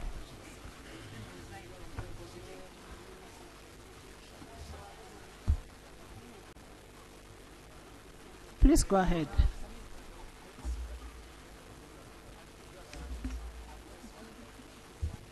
Thank you, Madam Speaker. Madam Speaker, this is my response to the report of the Select Committee on the state of affairs at the National Social Security Fund. I have read the report of the Select Committee on the affairs at the National Social Security Fund. I would like to thank the committee for its work and appreciate the opportunity that this Honorable House has afforded me to respond to the findings, observations, and recommendations of the committee. I would like to state that some aspects There's of a procedure matter. Right Honourable Speaker, thank you very much. The procedural matter I would like you to rule on is that by practice, when a report of this nature comes to this House, the minister responsible for the sector is given opportunity to respond. In this case, is the minister responding as the minister, or she's responding as an individual that was named in the report? It would be very important for us to understand from the onset.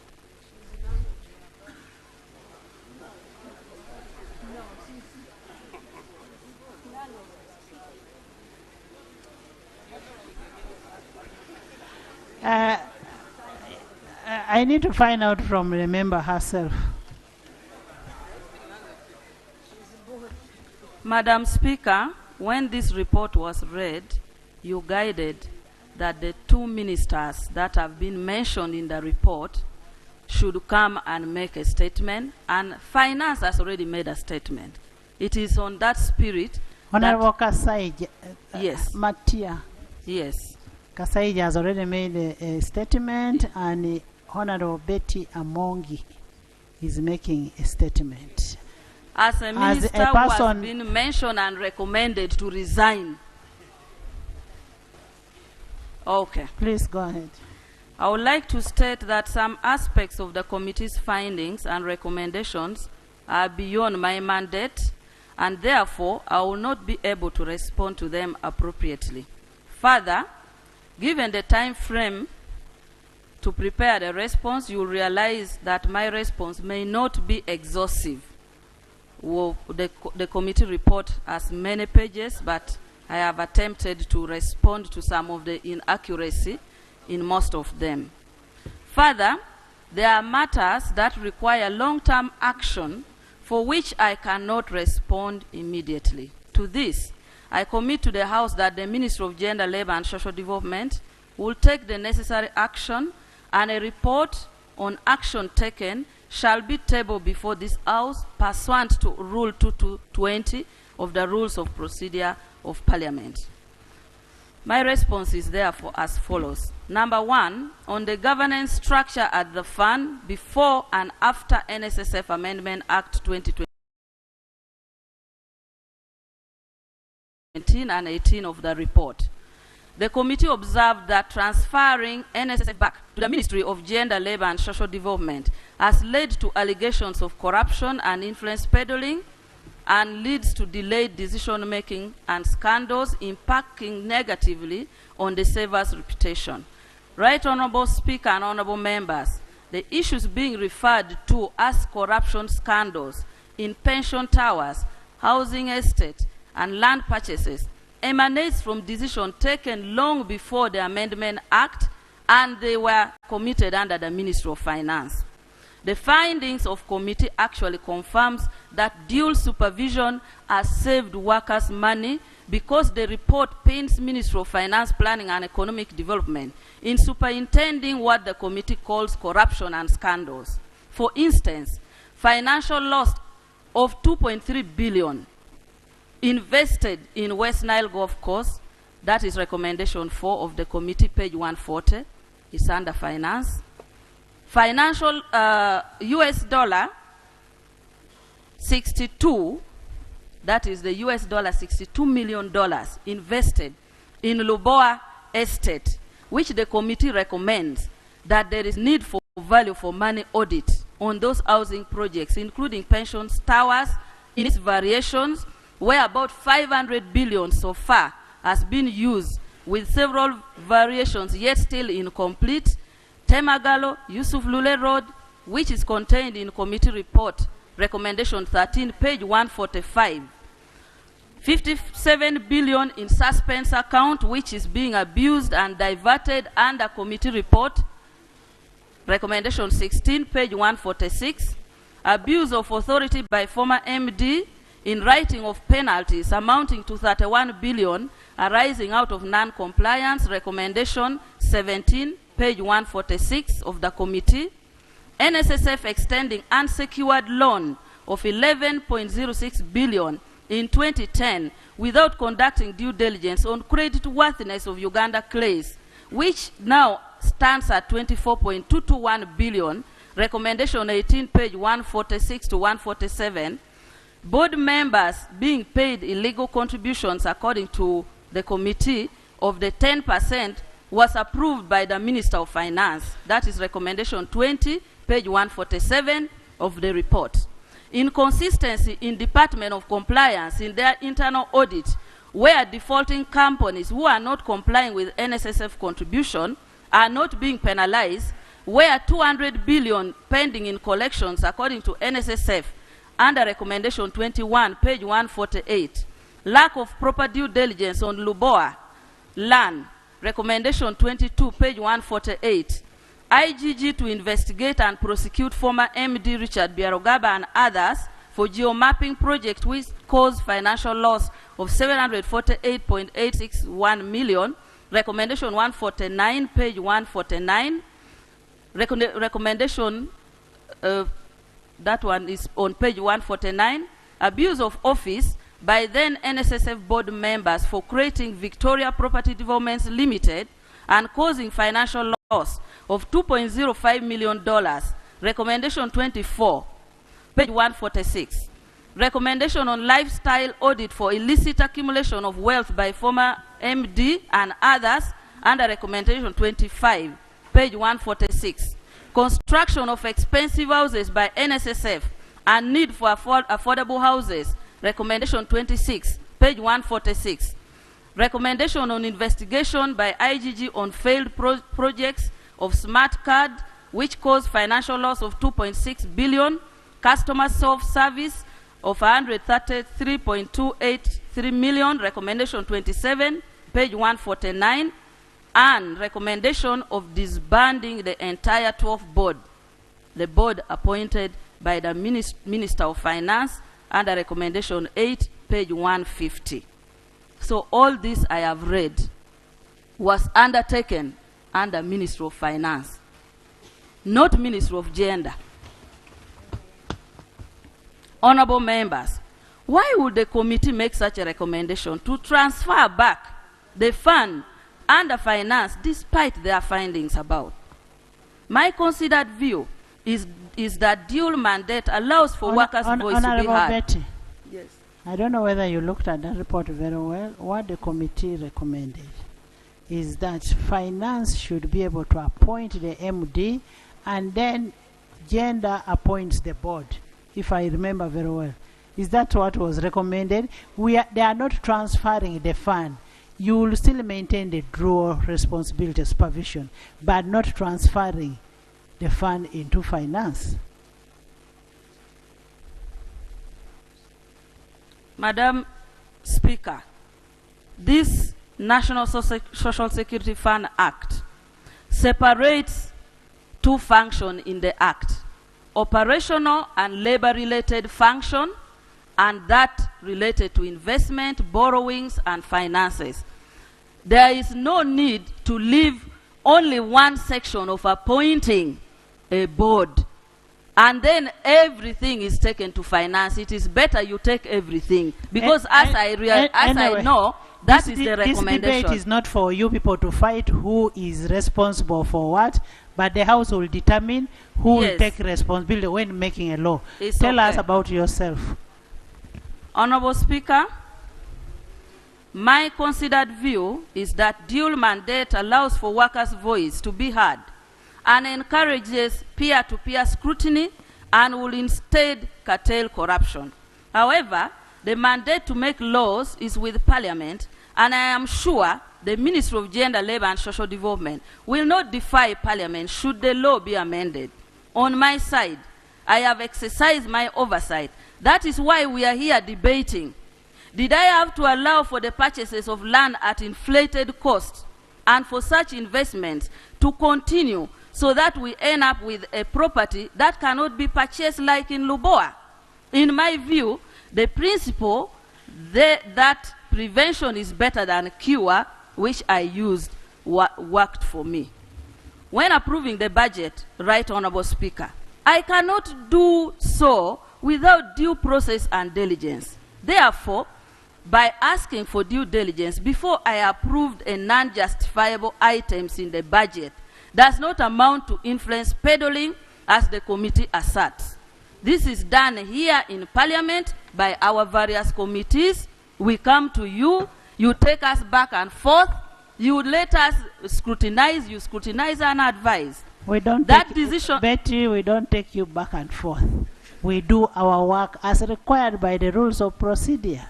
That one actually is the same law under this act, which empowers me to do just that. But the committee is telling me that I did wrong by asking, go back and what bring I'm for me saying, due the diligence. oversight committees do not send you back and forth. Much obliged. Circumstances surrounding, this is the second issue I'm addressing, circumstances surrounding the appointment of the fund's MD and deputy MD, that is contained pages 18 to 20. The committee's concern that deferral of the appointment of Mr. Richard Biarogaba as managing director was caused by personal concerns are not true. The decision was based on concerns that I made available to the managing director and NSSF board and other stakeholders in writing. By the time of the committee's investigations, these matters had been referred to IGG and the Auditor General for technical investigation that would otherwise expose my perceived personal considerations and absolve the managing director. That was my intention.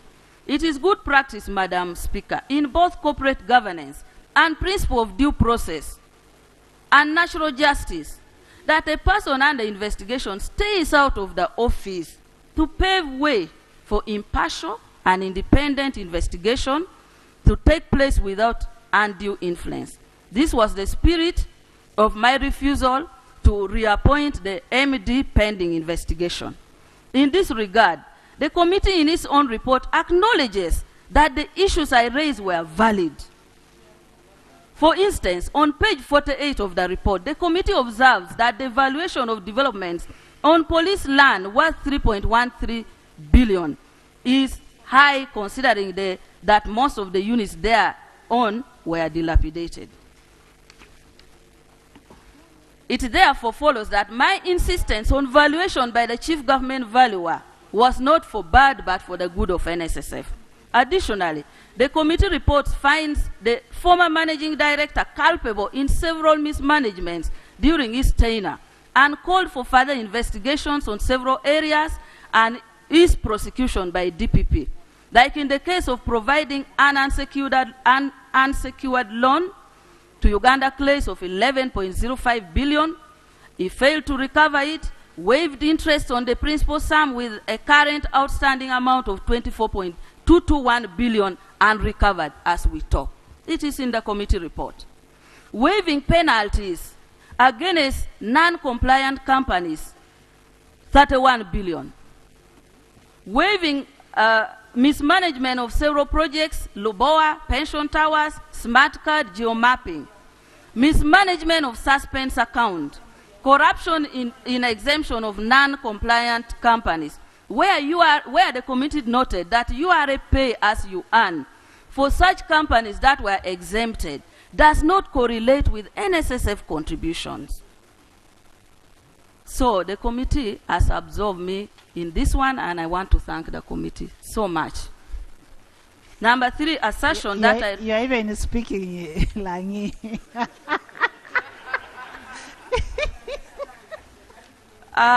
Number 3, assertion that I refuse to provide evidence to the committee on page 31.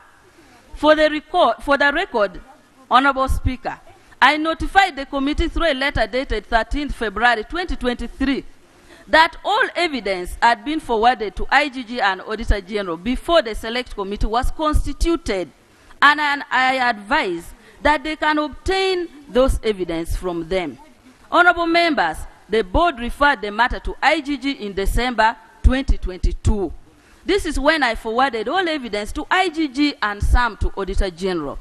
The committee requested for the same evidence, but they requested in February 2023, when I had already submitted to the relevant investigating body in December. Where else would I get the evidence? I notified them that I had already sent the evidence to the IGG and AG, and that other evidence were submitted to the Right Honorable Prime Minister, as acknowledged by the committee on page 22 of their report. And I notified them the Prime Minister had also written referring the matter to Auditor General. I did not make Betty, you submitted the original evidence. Yes. You did not retain any copy? No, because under the Whistleblowers Act, I did not want to display the names of the people who had the petition. I did not make copies of these documents before submitting them to the respective offices due to the fear of leakages that could have exposed petitioners and other whistleblowers.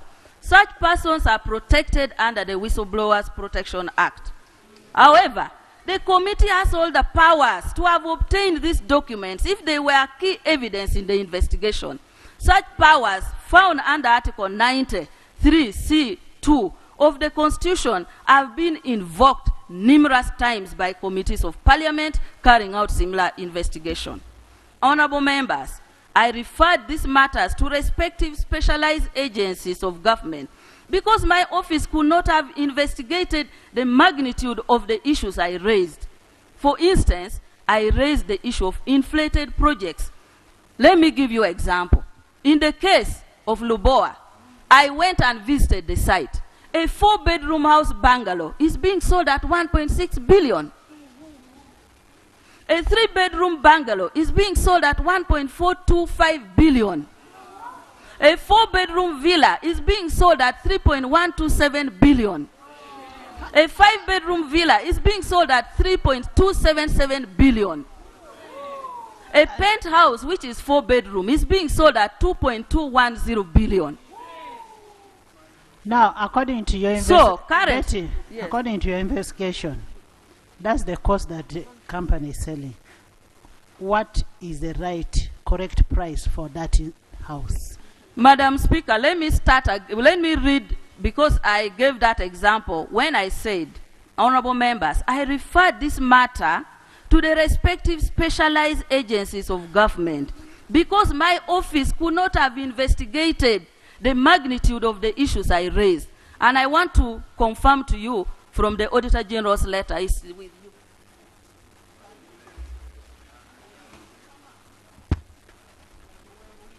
To show you that the magnitude of myself and the committee could not do that work. When I submitted the matter to Auditor General, he replied and said he does not have the capacity to do it. I had a meeting with the Honorable Kasaija, and we agreed with Honorable Kasaija that Honorable Kasaija is going to fund money for them to have international audit firm to support Auditor General.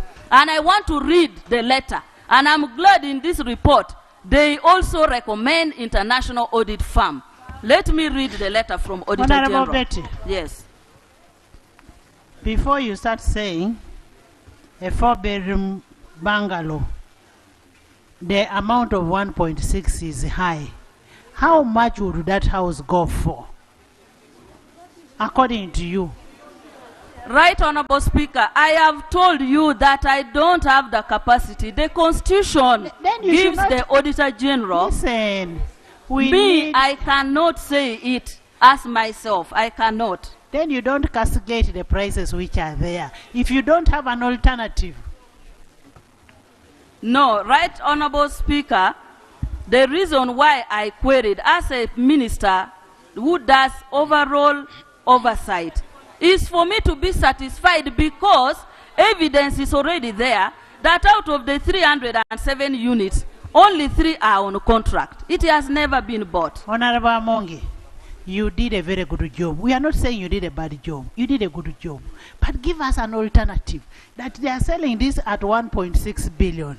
And yet, in actual fact, it would have gone for 1 billion. I would request if there are people here can who I have are an architecture, accountant? can someone help me, but not me? Because me, I'm speaking Yes, in my official capacity. And I cannot condemn anyone here with an arbitrary price. Let someone help me. Thank you very much, Madam Speaker. Madam Speaker, the procedure I'm raising, under the Constitution of Uganda, the person entitled to audit is the Auditor General, audits public entities. And in the same Constitution, it allows the Auditor General to appoint auditors who reports to him. And these auditors can be for value for money, environmental auditors, whatever the case. And forensic audit. And I am hearing that the auditor, the Auditor General of Uganda, saying that he has no capacity to audit, yet he has the mandate to appoint auditors to do audit for him under his hand? And secondly, the international auditors we are talking about are who? Are who? Because the auditing debit, credit is the same all over, world over.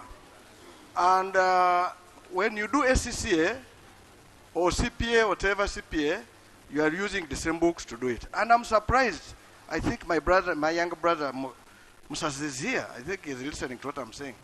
I'm surprised that the Auditor General of Uganda went and told them, if it is true, because you need to say that later, that he has no capacity to audit NSSF, and yet he sends us reports on annual basis here about national social security. Honorable Nathan, Auditor General's office, or the auditor, is our staff. I don't want him to be misquoted to say he does not have capacity. What the Auditor General is saying, this is his letter.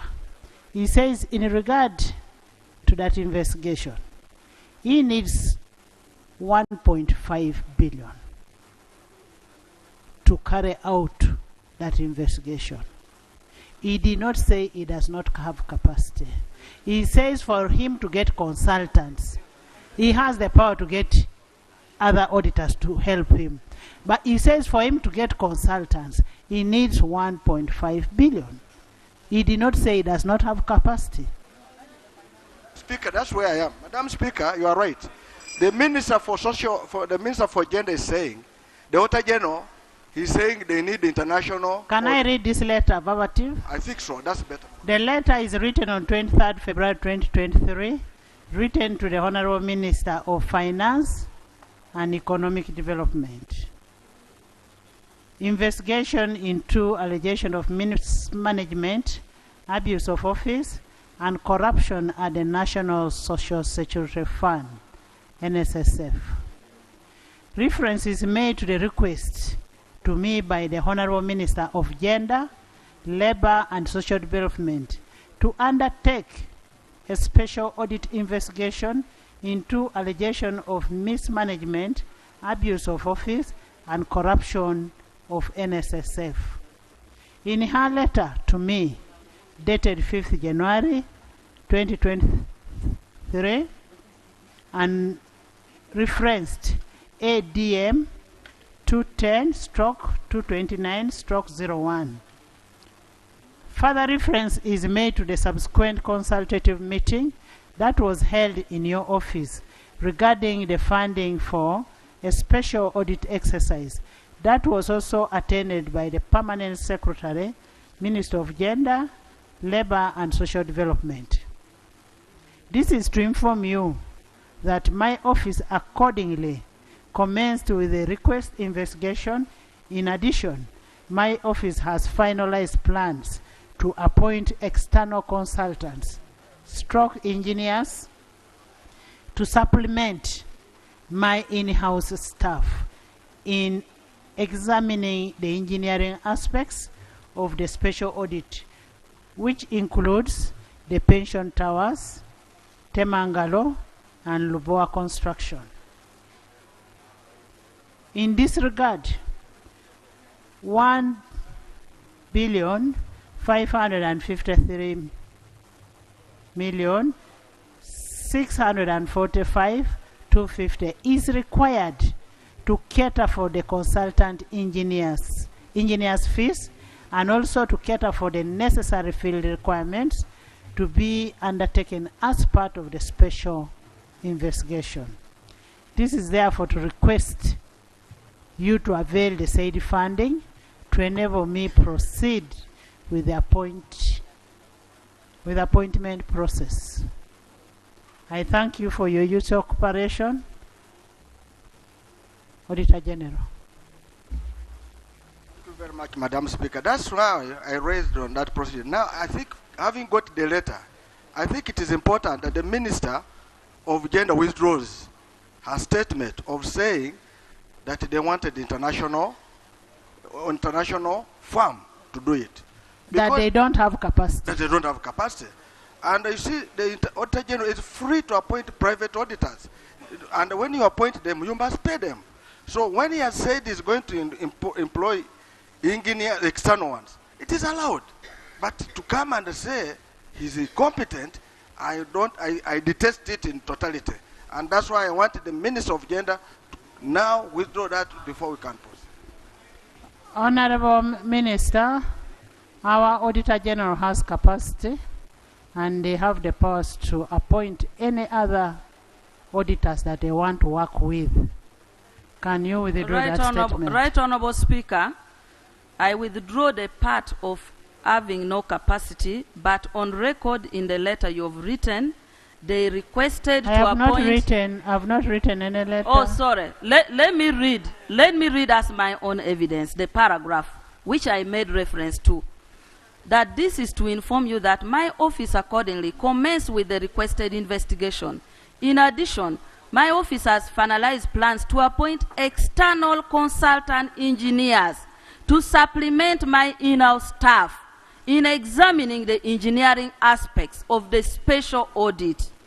So the external auditors, for doing such a magnitude of the work, is what I meant when the Auditor General indicated that in-house technical support is lacking. I beg to lay. When you look at the Auditing Act, the auditor has powers. He doesn't even have, you don't even have to query. It's okay, Right Honorable.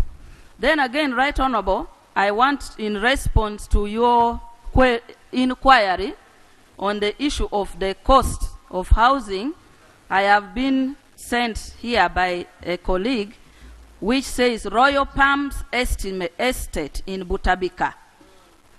A 5-bedroom house is 780 million. So you can look at Butabika and Luboa. One is 780, and then here we are having one of 3 billion. Honorable Betty, we are in a free market economy, which is determined by forces of demand and supply. Member, can you go ahead with your statement?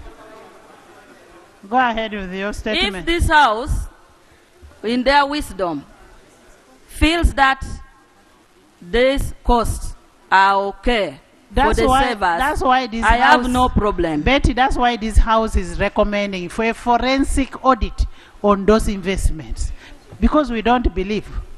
Okay. Now we are at par. Such an investigation requires consultant engineers, and therefore, I have already stated that one. I go to number 4. Recommendation that I resign for directing that 6 billion be given to Ministry of Gender, Labor and Social Development, contained in page 141.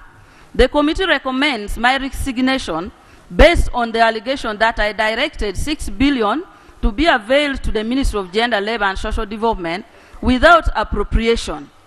I would implore members of the House to read my letter attached as annex to the committee report on this matter. Honorable members, Section 29 of the NSSF Act gives only the minister responsible for Social Security to approve and vary a budget. Section 29(3) states as follows: the minister shall, upon receipt of annual budget or any supplementary budget, approve or disapprove the budget or may approve it subject to such amendment as he or she may deem fit. That is the power I use to amend the NSSF budget and ask for the inclusion of 6 billion for activities within NSSF budget.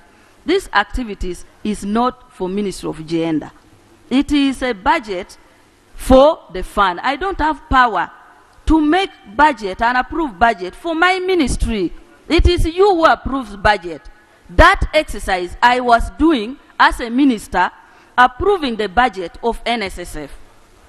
Right Honorable Speaker, similar powers are vested in Parliament under the Public Finance Management Act, which it has always used through the Budget Committee to adjust MDA's budgets and undertake a final appropriation. And Right Honorable Speaker, I want to thank Budget Committee because this year alone, they added for me 7 billion. It was not in my budget. They gave me 2 billion for green jobs, and they gave me 5 billion for National Women Council. I had not come with it, but they asked me, go back. We need this budget for green jobs because it is helping us. That is the same spirit I use, and I will tell you the activities. Honorable colleagues, I've thoroughly read the report of the committee on the 6 billion. I have scrutinized the annexes they have attached, and I have concluded that I have been condemned without evidence, without facts, and without reference to points of law. And I want lawyers in this house to help me with the points of law under section 29.3. Look.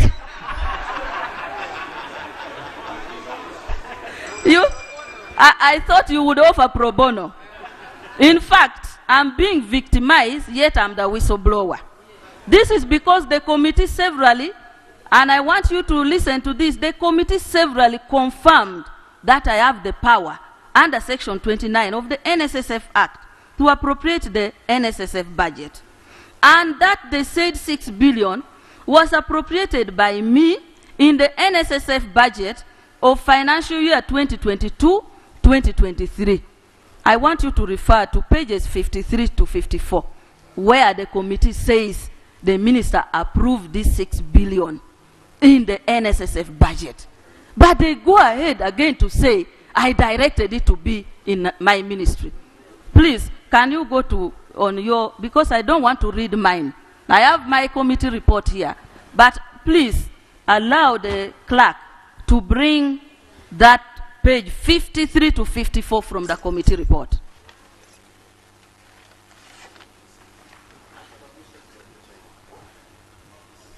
So you've decided to be the one to direct the clerk?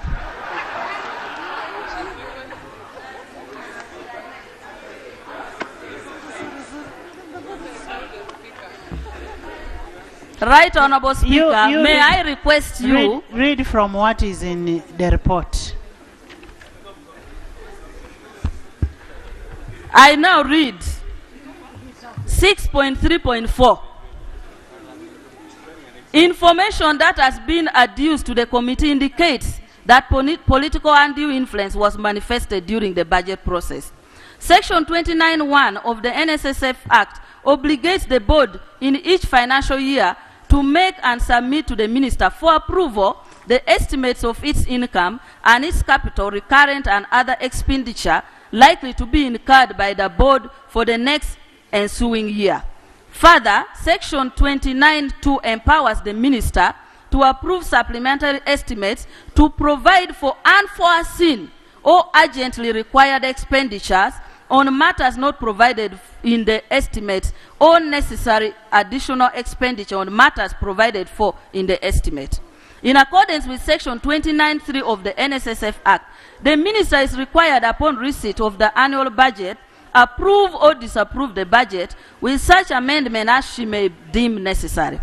From the import of Section 29, the committee observed that the role of the board is to budget while the budget is approved by the minister.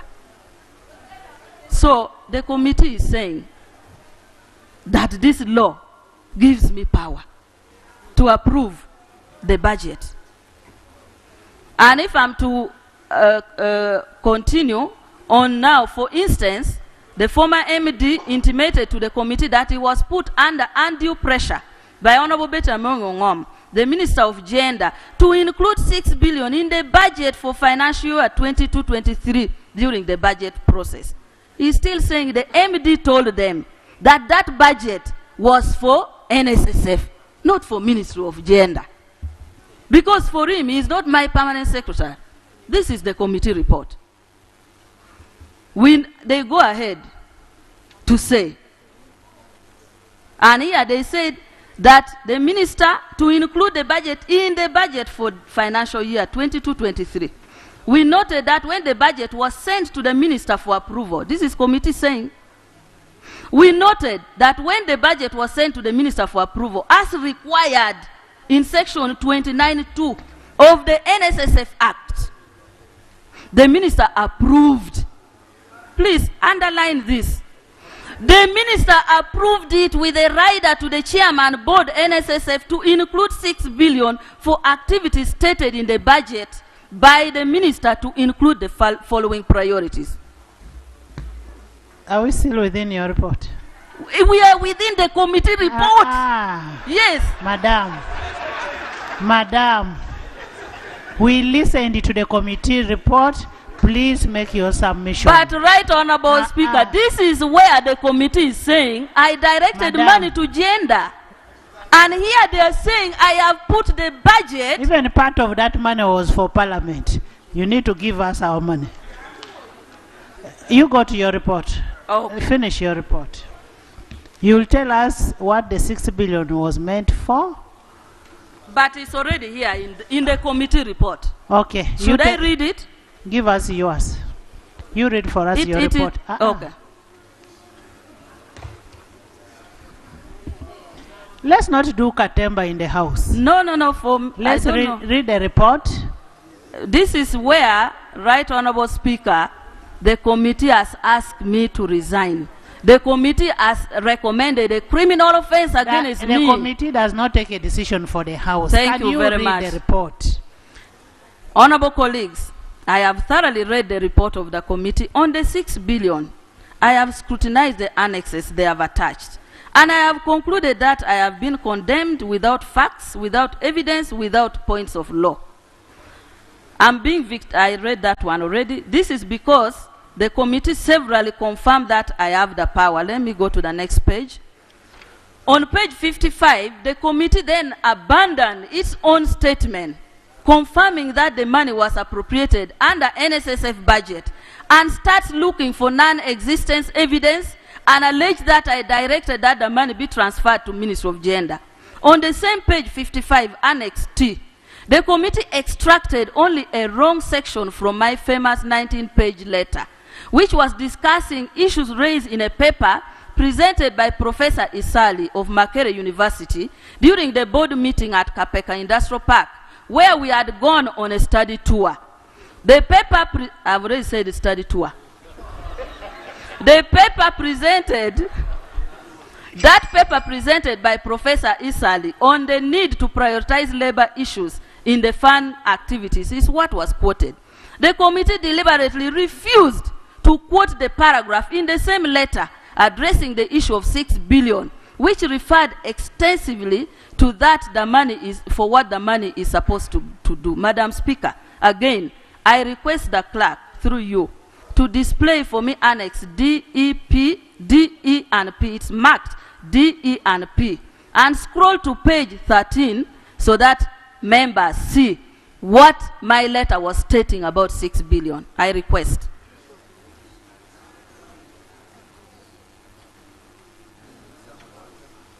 Do you have that letter with you? The annexes?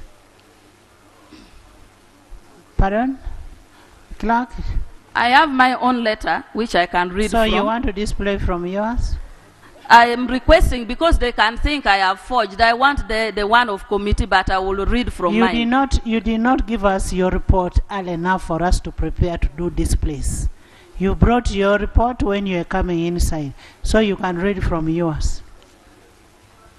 Right Honorable Speaker, that particular quotation, that paragraph reads as follows. Defying minister on approved budget. Section 29 of NSSF tax states that the minister shall approve the budget of the fund upon presentation by the board. The law gives power to the minister to make amendments as he or she deem fit. For financial year 22-23, the chairman of board of directors, on behalf of the board, presented to me budget estimates as follows. Operating costs, 220.886 billion. Capital expenditure, 14.415 billion. Real estate, 943.533 billion, totaling a budget of 1,178.883. Upon scrutiny, I found areas where HE, the President, and Cabinet are directed for cuts, which included 5.900 billion for travel abroad for staff, 10 billion for staff team building, 1.3 billion for breakfast and lunch, Staff drinking water, 2.5 billion. For aerobics and fitness, 423 billion. Mortgages, 2.59 billion. Petty cash, 800 billion. Million. This is the budget that I asked them to cut and get 6 billion for expansion and implementing the new law. And in this letter, I was saying that he had not done what I had requested through the board. I proceed to say, I also discovered that there was no budget provided for implementing the new provisions of the law, which require that all companies with 1 employee and above must remit their contribution and introduction of voluntary contribution as per the new law. I then discussed with the board, and we jointly reviewed the budget by reducing the 15 billion on wasteful expenditure on staff as directed by cabinet, and propose reallocation of 6 billion for activities to implement the new laws as per the letter to you, Chairman of the board, articulating your transformation agenda. We left 9 billion for staff expenditure. So out of that 15 billion, I said take 6 billion for implementing the new law, remain with 9 billion for staff. And I go to in the letter to say the MD refused to implement the decision of the board and the minister, even with guidance and explanation from the deputy speaker. Instead, he, 1, provided money to fly over 80 staff to Dubai in November 2022, 14 building, 85 staff were flown to Dubai under this 15 billion. 14 building, this one are aerobics which you go and do down here. Refusal to adjust the budget to implement the new law. Starting a smear campaign that the minister required the money for our ministry to eat. The matter ended with a meeting chaired by Honorable Kasaija with the MD, Minister of State for Finance, Honorable Musa Sizi, UBRA officials from Ministry of Gender, board members, in which the MD apologized for his action. The meeting resolved that the 6 billion activities are within the law, and NSSF should implement it within its activities. However, until this contract expired, the MD had not provided for the money and the activities in NSSF budget despite board approval. The matter was discussed now. This is the content of my letter about 6 billion, which the committee ignored. And let me now show you. From this letter, let me show you the part they go to quote to ask me to resign. It is still in this paragraph, and it states as follows. It's another operative word. Mr. Chairman, the law provides for activities that should be implemented by the minister. This law does not give the mandate to the MD. On contributions and all that, it is the Minister of Social Security. He does my delegated work. So I am saying, Mr. Chairman, the law provides for activities that should be implemented by the minister. How then will I execute those duties if the MD is not willing to support the Ministry of Labor? How do you intend to handle that? This is the only extract the committee removes from this old thing I've talked about. I want you to know and to see whether there was really... Honorable members, listen to the report. I can see machineries clapping. Don't do accountability here. We are talking about savers' money. Where was the 6 billion going? What was it going to do? That's what we need to know. And that is what I wanted to read from the committee report. Don't make your accountability in the House. Right, Honorable Speaker, I have made this very clear, and I will still continue giving evidence of what that money is to do. In recommending criminal offense against me, the committee states that the Chairman Board of Directors, in his letter, see page 55, stated that I requested for money for Ministry of Gender. They still say that the chairman wrote a letter saying I requested the money for We are Ministry on of which Gender. page?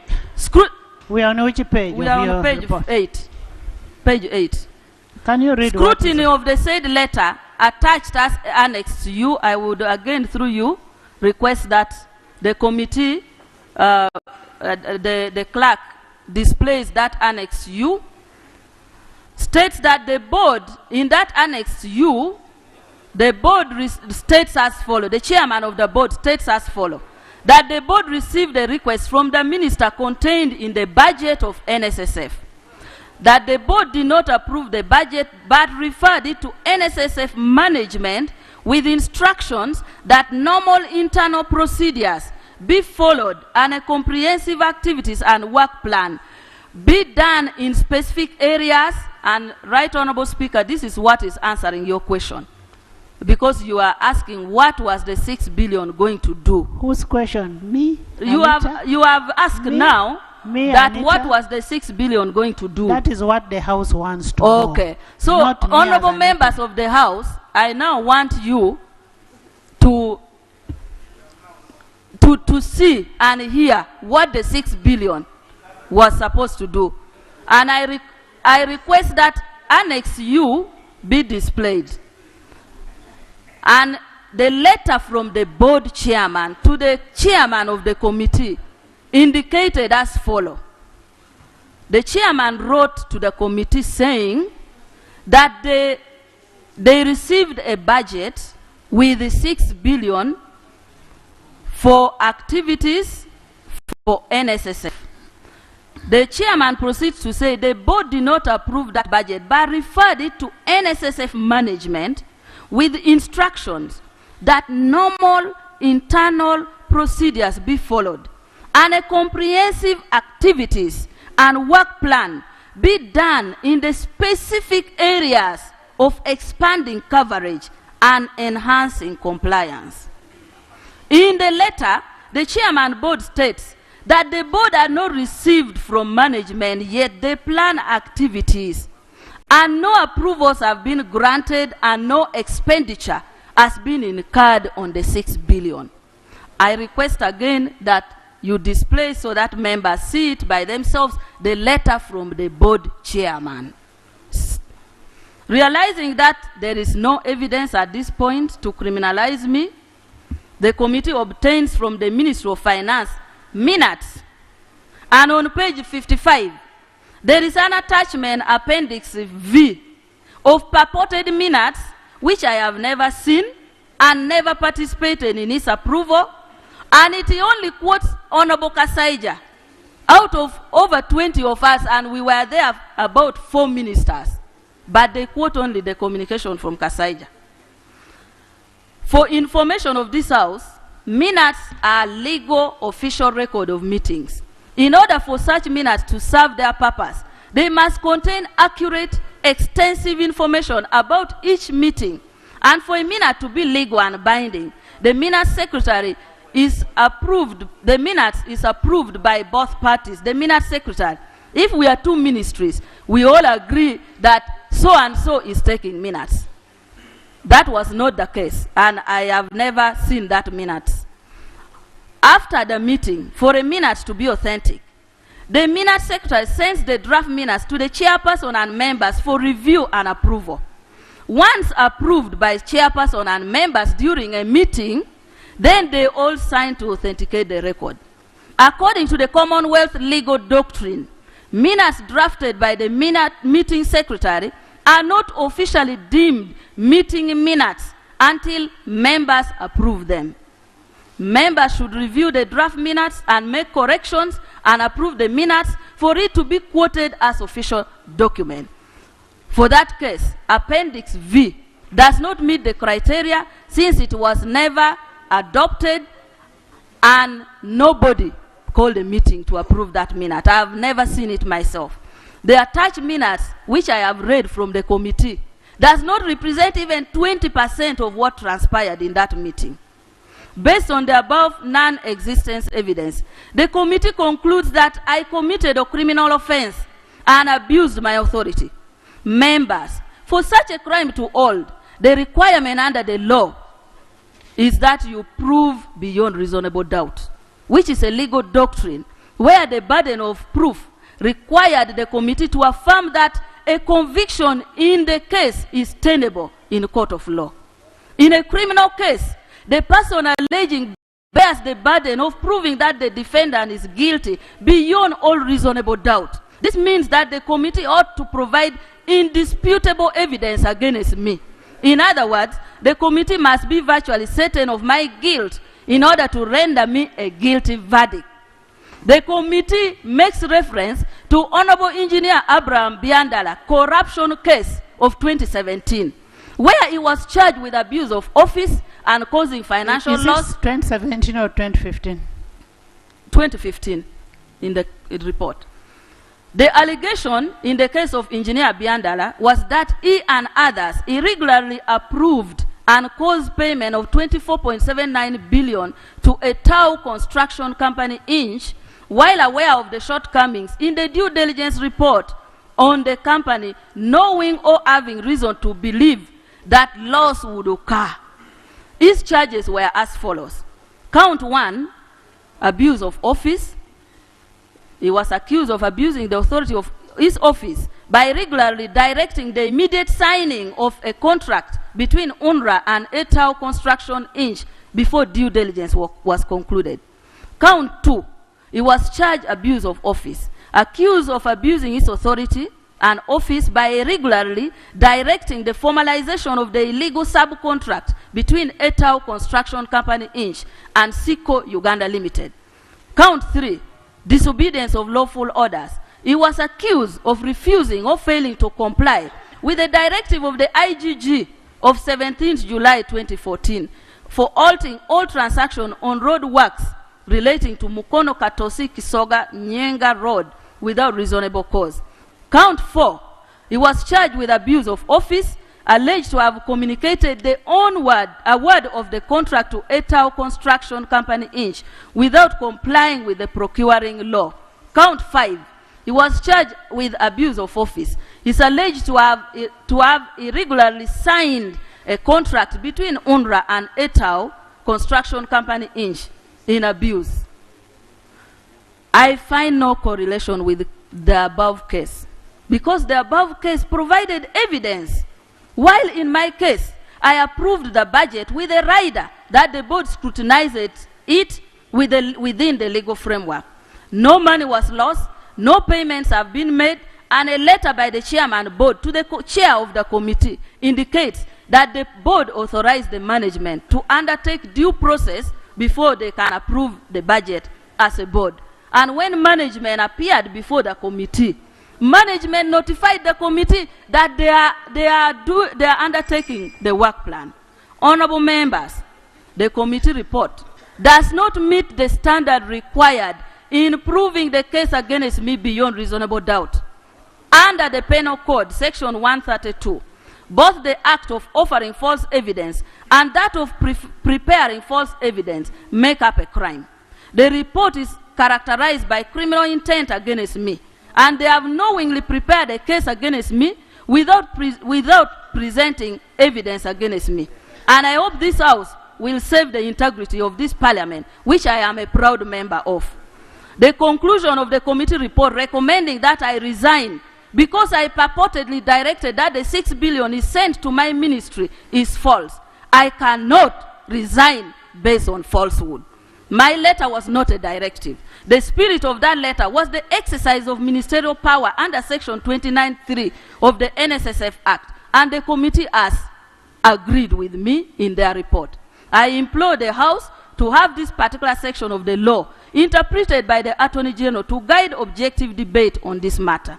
Furthermore, I implore the House to consider whether there are any evidence on the record of committee findings to the effect that the alleged 6 billion was accessed or used by myself for personal benefits contrary to any law.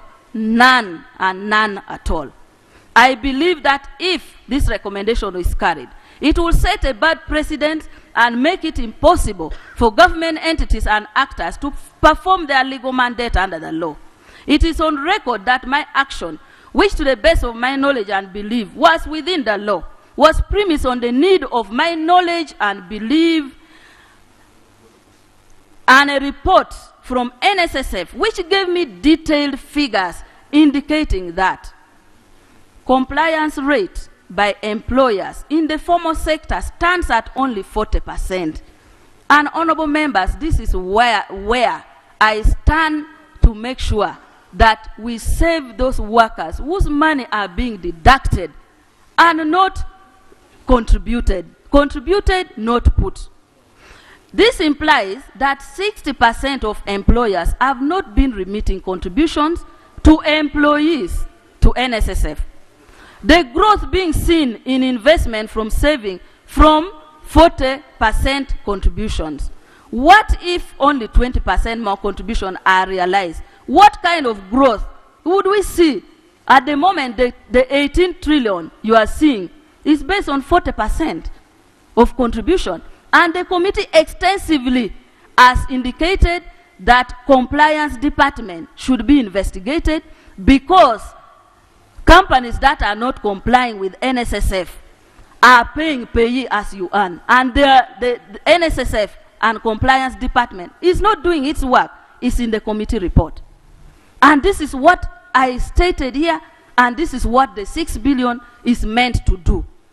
By December 31st, 2021, the data from NSSF shows that 420 cases were reported by whistleblowers who were reporting non-compliant employers.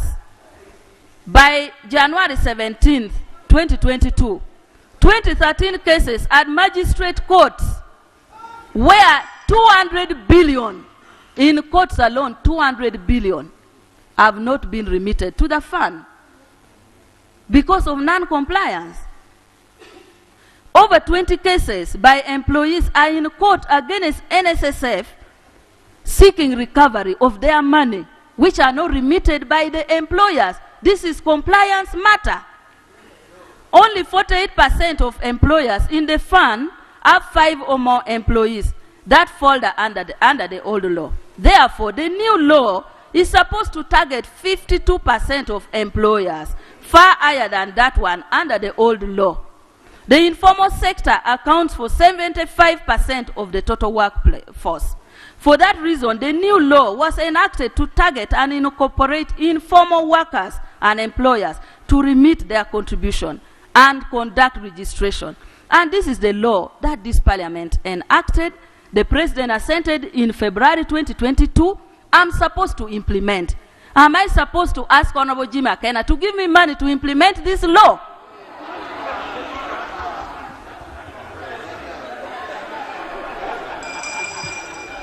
Honorable members, the proposal contained in the now controversial 6 billion was to address the new law which is to be implemented in partnership with stakeholders to support us in driving and scaling up communication between employers and employees. And these partners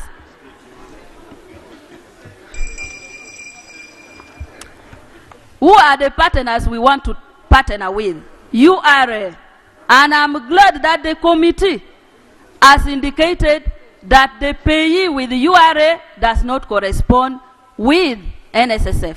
I had already indicated it, that ensure that the URA and NSSF work together. Uganda Investment Authority has industrial parks.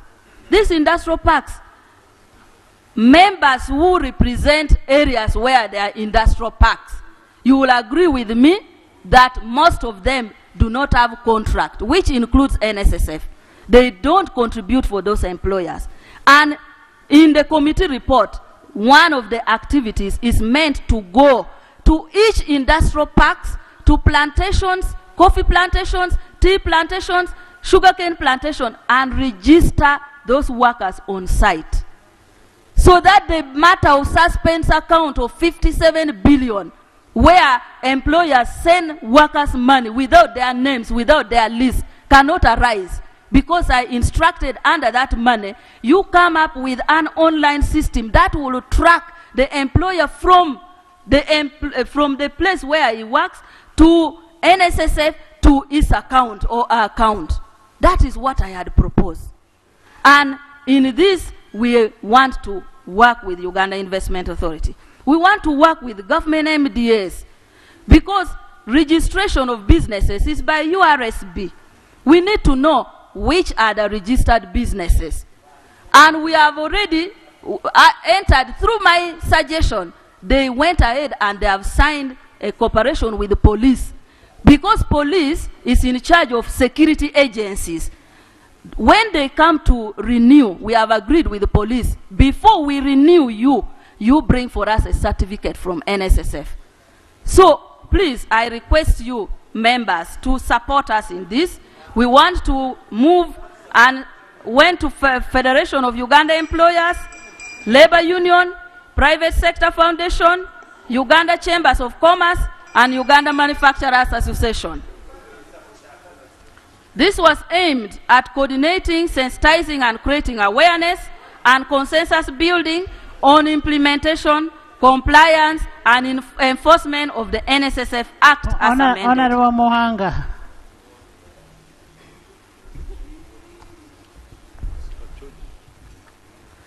None of these activities had any personal benefits to me. In fact, judging from the committee report, the strategy to be implemented by the 6 billion is a necessity. Example, page 148, recommendation 21. The committee recommends lifestyle audit for the entire Department of Compliance because defaulting companies exempted are suspicious and NSSF contributions are inconsistent with the pay as you earn of URA. I further propose activities under the 6 billion to conduct massive on-site registration of workers, to set up an online system to track workers' NSSF contribution until it has reached their accounts, to avoid workers' money being kept illegally in suspense account. The committee is acknowledging under recommendation 22, page 148, that the entire Department of Compliance be investigated by IGG. Honorable members, note that opposition to the 6 billion was to block open registration in industrial park because the former MD has been protecting a number of companies who are contributing less than 30% of the workers they're employing. The ongoing investigation will shock many people. Return of NSSF to Ministry of Finance. The report recommends that the fund be returned back to Ministry of Finance due to issues arising from dual supervision. Honorable members, the Ministry of Gender upholds the interests of workers and laborers, your sons and daughters toiling in the fields, and those who have retired and should be taken care of thereafter. For avoidance of doubt, the reason for this investigation is the oversight exercised by my ministry. I queried operating budget, including bonuses, which the committee has indicated in their report. I queried flying 85 staff to Dubai for team building, and the committee agreed with me on page 145. I queried expenditure on suspense account and how it's being abused. The committee agreed with me on page 146, number 16. I queried non-compliance, which has resulted to uncollected 200 billion by NSSF and dubious exemption to several companies. The committee agreed with me on page 146, recommendation 17. I deferred appointment of former MD for allegations of receiving kickbacks and listed companies through which such monies were passed, including alleged offshore banks, for investigation by IGG. On page 149, recommendation number 25, the committee makes similar recommendation. I raised the issue of inflated costs of housing estate constructed by NSSF in my letter for deferral. The committee makes similar recommendation on page 149, recommendation 26. Rejecting 400 billion for purchasing land, which add no value. On page 17, the committee faults me for rejecting a budget of 400 billion. Honorable both. Has that young man chased you away from there? You can't chase away minister.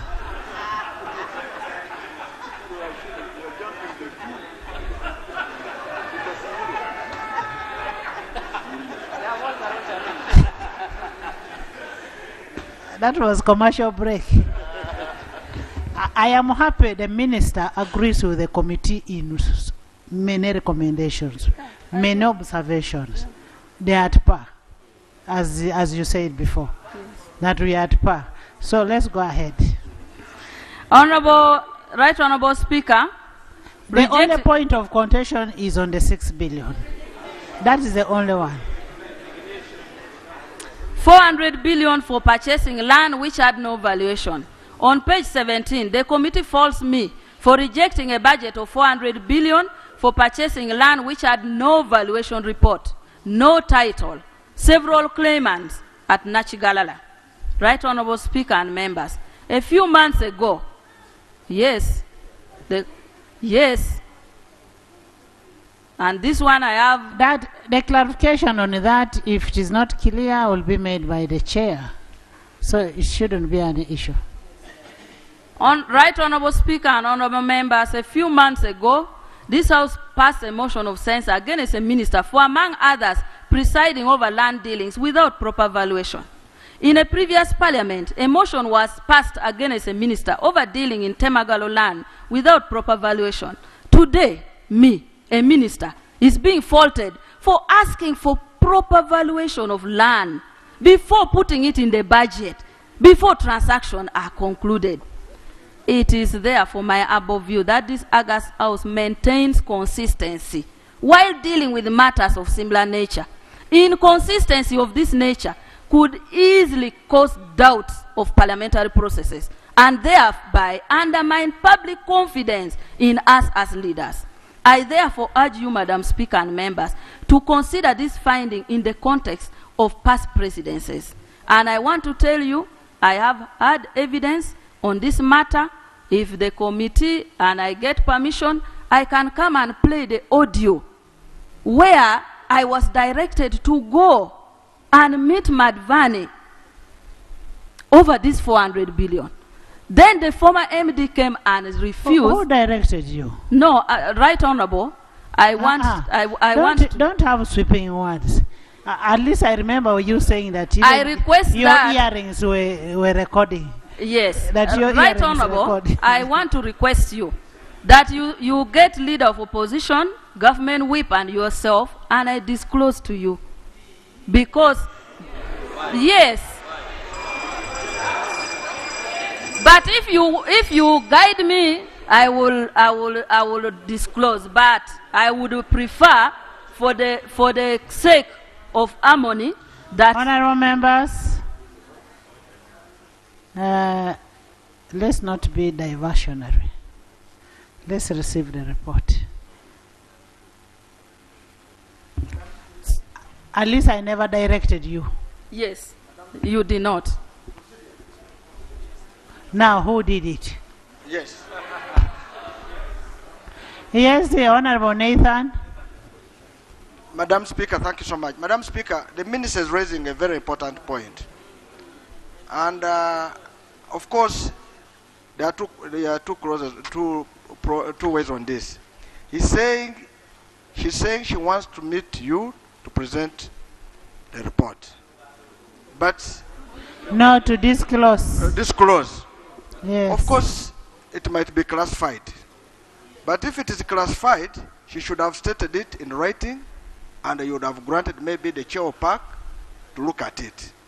But in this case, since she has talked on the floor of Parliament, and this is the public money, would it be procedure right that she discloses who was dealing in the 400 billion issue? By the way, how does Madivani come into this? Right Honorable, that is the owner of the land, the Nachigalala land, the 400 billion land.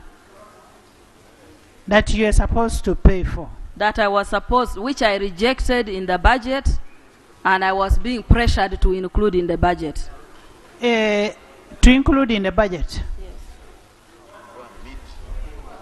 Okay. You continue with the report. Thank you. Right Honorable Speaker,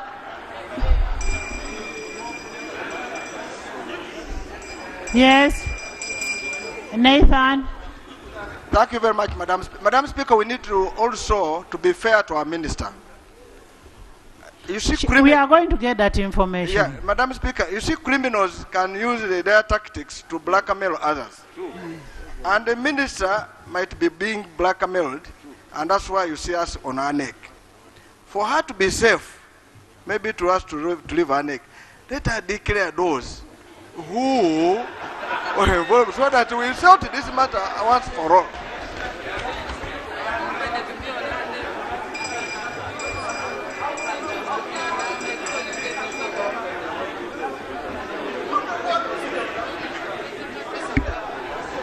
Honorable members, from what I heard that day and from what I have read, the minister is not being faulted over the 400. She's not faulted. And actually, I bet you did a very good job on the 400. And don't approve it before valuation is done. Don't do it. Even the ownership must be established because there are fights on that land. You're not faulted for that. Yes. Yes. Thank you, Right Honourable Speaker. I'm rising on procedural matter. Right Honourable Speaker, I want to draw the attention of members of Parliament to Rule 55, which says a member may explain a matter of personal nature, but no controversial matter may be brought in the explanation, nor any debate arise upon it.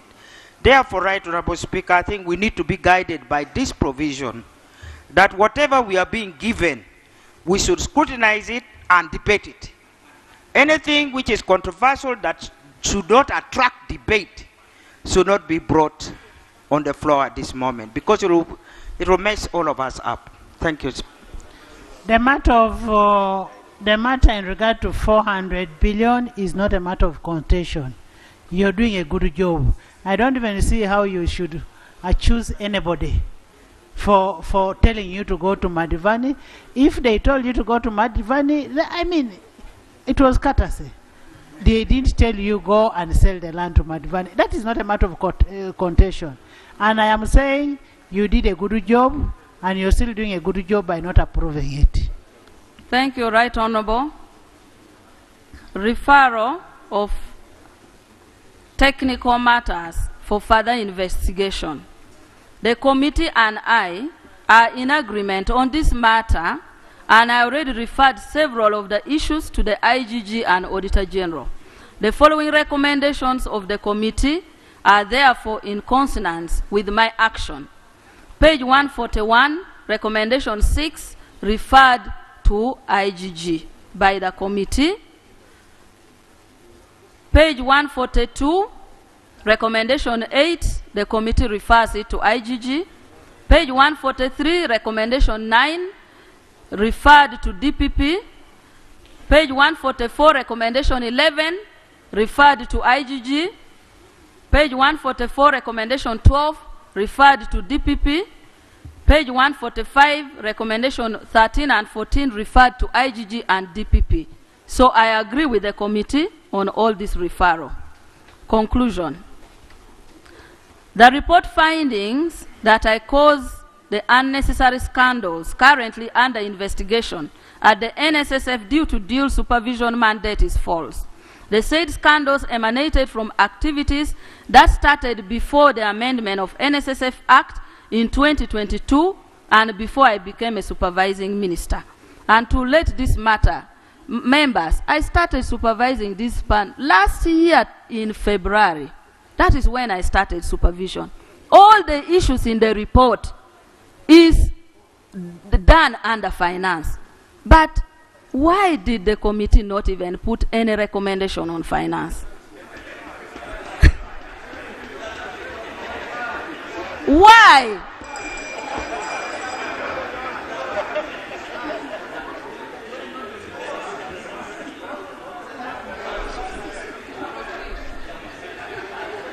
Honorable Minister. It couldn't therefore have been my responsibility, nor the responsibility of the Ministry of Gender, Labour and Social Development, to prevent those anomalies. How would I have prevented it when I was not supervising the fund?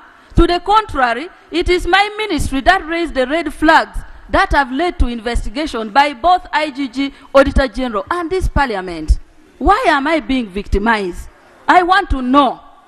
I am relieved that the committee has absolved me of the perception that I acted in bad faith to defer the recommendation of the board to reappoint the MD and Deputy MD.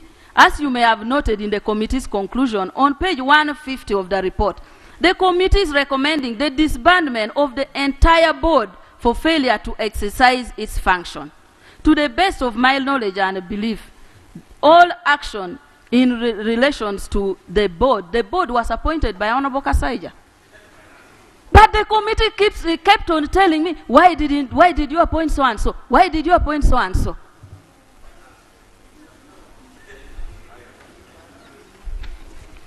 No evidence has been adduced to conclude that dual supervision has not worked. To the contrary, it is because of dual supervision that my ministry, as co-supervising ministry, identified and raised the several issues that have led to this investigation and others underway. When faced with the decision to do the right thing, even when I remain alone, I always shoulder on. My understanding of leadership is that it involves difficult decision that sometimes will hurt others. I know part of the reason why I'm in this Honorable members, listen to the minister speaking. Part of the reason why I'm in these problems is because some people feel that I did not appoint the former MD, whom maybe it's their relative or it's their friend, but I have a leadership responsibility. If I wanted to choose... Which people? I'm saying some people might. I'm saying some people might, but I'm also... Is that what you want to reflect in this Hansard? I withdraw that part. I withdraw, and I'm concluding. Can I conclude? Honorable Nathan Taylor. Thank you very much, Madam Speaker. Madam Speaker, I don't want us to really apportion blame. For the first time, a minister is asking money from NSSF was under our sister, Betamo. Minister of Finance, which was supervising, has never asked. And for them, maybe they're stealing in another format. And for her, she came out directly because she could not get the bind format. Madam Speaker. You're conflicted. Sit down. Which order are you giving to a procedure? Madam Speaker. A procedure and you give an order? Madam Speaker, we all in this house know that ministries supervise MDS. Ministries supervise what? MDS. And we appropriate money in the ministries for purposes of supervising those what? MDS.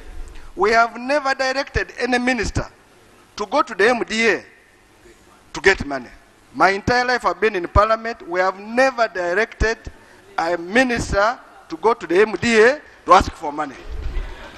And if our sister asked, that's the reason maybe for the first time it is coming out. Why didn't you go and ask the Minister of Finance, if I want to go back, how were they doing it? How were they doing so that they could do it? And you went, yeah, maybe it would have been. Honorable Nathan, can we allow... So, Madam Speaker, I want to conclude. The procedure matter is that if the minister is supposed to defend herself, is it procedure right to bring in other people so that she can say, me, I stole 10,000, while those ones stole 100,000? Is it procedure right? That's why I told the minister to withdraw that statement of other people wanting their relatives to get jobs. Honorable, Honorable. Honorable Segona? My concern is, and you know, for me, like I said, I'm a prisoner of justice and conscience. One, we must not be seen to suffocate the minister. Where the minister says, I know, fairness would require that we permit her to tell us what she knows, particularly those that felt their relative should have been appointed. We need to share that knowledge and to be on the same footing.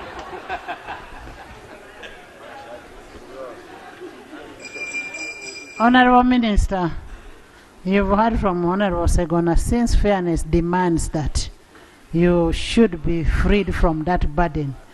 Who are those relatives who want their people to be employed? Right Honorable, I have already withdrawn. That statement is not on record. Okay. And Can you conclude? Right Honorable, again I want to state that I did not ask for money to come to Ministry of Gender. The committee has agreed with me that I exercise my appropriation under 29(3), and that is the same thing Kasaija was doing. If you allow me, I can come and bring the appropriation. He's called Honorable Kasaija. Honorable Kasaija, before I came, actually, I even presented before the committee the letter that Kasaija, Honorable Kasaija had written the previous financial year, indicating these particular activities I have put, and in requesting them to put it in the budget. Of which ministry? Finance or of NSSF? And my letter, can I now read my letter for appropriation? I think for record. Because I'm being faulted. You read it. Yes.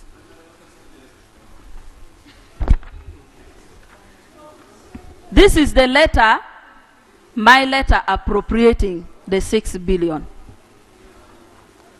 Dr. Peter Kimboa, Chairman, Board of Directors, National Social Security Fund. Approval of National Social Security Fund budget for the financial year 2022-2023. Allow me to extend my compliments to you and the management team for the tremendous work you are doing to make the fund remain on a steady, positive growth trajectory. In lieu, I make reference to your letter dated 10th June 2022 and the meeting held at the Ministry of Gender, Labour and Social Development Office on Monday 13th June 2022 with management to clarify some of the budget estimates I had earlier inquired about. They had brought a budget, I had inquired and asked them to go back, and that is what I'm referring. From our engagement and the projections you had earlier provided in the financial year 2022-23 budget document, I observed the progress made by the fund towards achieving the 2025 strategic plan. The fund projects to grow the asset size by 9.2% to Uganda shilling 17 trillion by 30th June 2022, and to grow capital investments from Uganda shillings 15.56 trillion, and to grow capital investments by Uganda shillings 1.466 trillion. This is despite the introduction of the midterm access, which has depressed returns and increased cash outflow from the fund. Customer satisfaction is projected to close at 86% against the target of 85% by June 2022. I applaud you for this progress. Following the enactment of the NSSF Amendment Act, board and management should take full advantage of the opportunities presented by the amendments to grow the fund. Special attention should be in areas of strengthening compliance with labor laws, sensitization and engagement of employers and workers to scale up the expansion of Social Security, and engagement of parliamentarians and other strategic stakeholders. And this one, I found it there. I have about 18 MPs who have traveled under NSSF. Yes. That's why, Right Honorable, I included Parliament. I found it there, including Honorable Musa Sisi when he was minister. chairperson for finance, he traveled.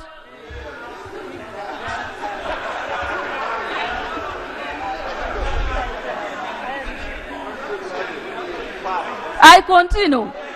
The speaker is still engaged.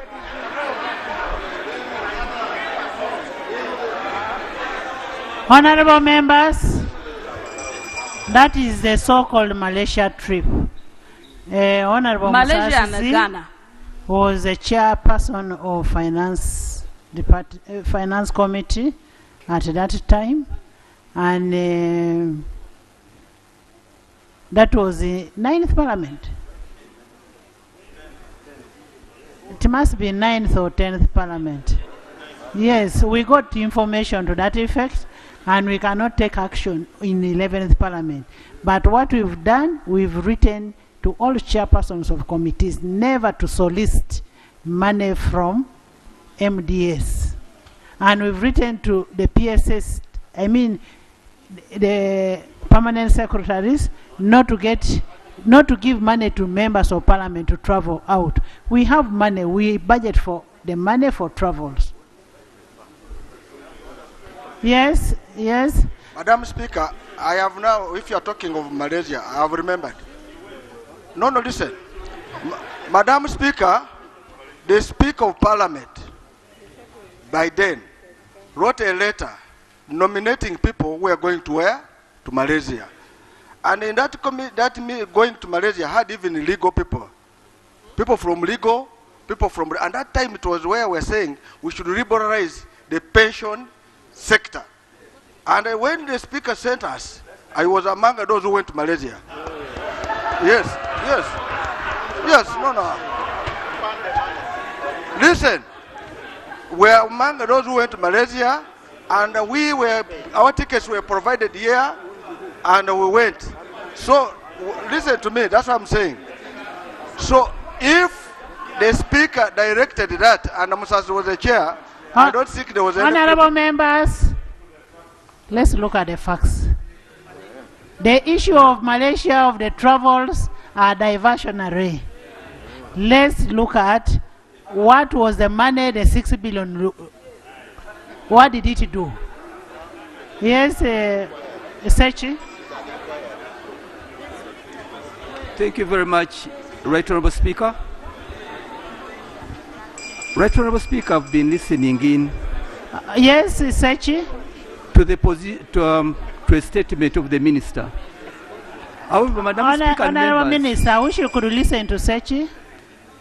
Right Honorable Speaker and members, I'm getting confused and failing to understand at what stage we are. Because when issues are being raised, and in this case, my very good friend Honorable Among, when being asked about where the Committee of Parliament faulted her, and each and every time the response is even other ministers, even other members of Parliament. Right, Honorable Speaker, is that intended to blackmail this House? If indeed there are members who failed or ministers who failed, let that be. Let them be handled in their respective capacities for the culpability they have on this matter. But Right Honorable Speaker, two wrongs do not make a right. And she should know it very well that whether there was a mistake in the past before she assumed office, she shouldn't be seen to be doing a similar or even a worse off action to the detriment of the workers of this country. So are we procedurally moving, Right Honorable Speaker? When the Honorable Minister continues to divert the attention of this Honorable House by presenting members in bad light, colleagues in Cabinet and the general public, when we are discussing the issue of the 6 billion, that was requisitioned ineffectively. Are we proceeding right, Honorable Speaker? Of course, we are not proceeding well, because what we need is what happened. And now we are not looking at what happened, because my assumption is by the time the members traveled, it was approved by the Speaker. And the Parliament provided for them. Can we conclude on your report? Right Honorable. On issues of our members, if we have an issue with our members, that is administrative. We shall handle. Right Honorable Speaker, I read the part where expansion. Betty, can you finish? I'm still reading the letter. Special attention should be in areas. This is the letter I'm reading, the letter for approving budget We've for already NSSF. gotten what the 6 billion was meant to do. So I have reviewed the details of the budget proposals for financial year 22-23 and therefore guide as follows.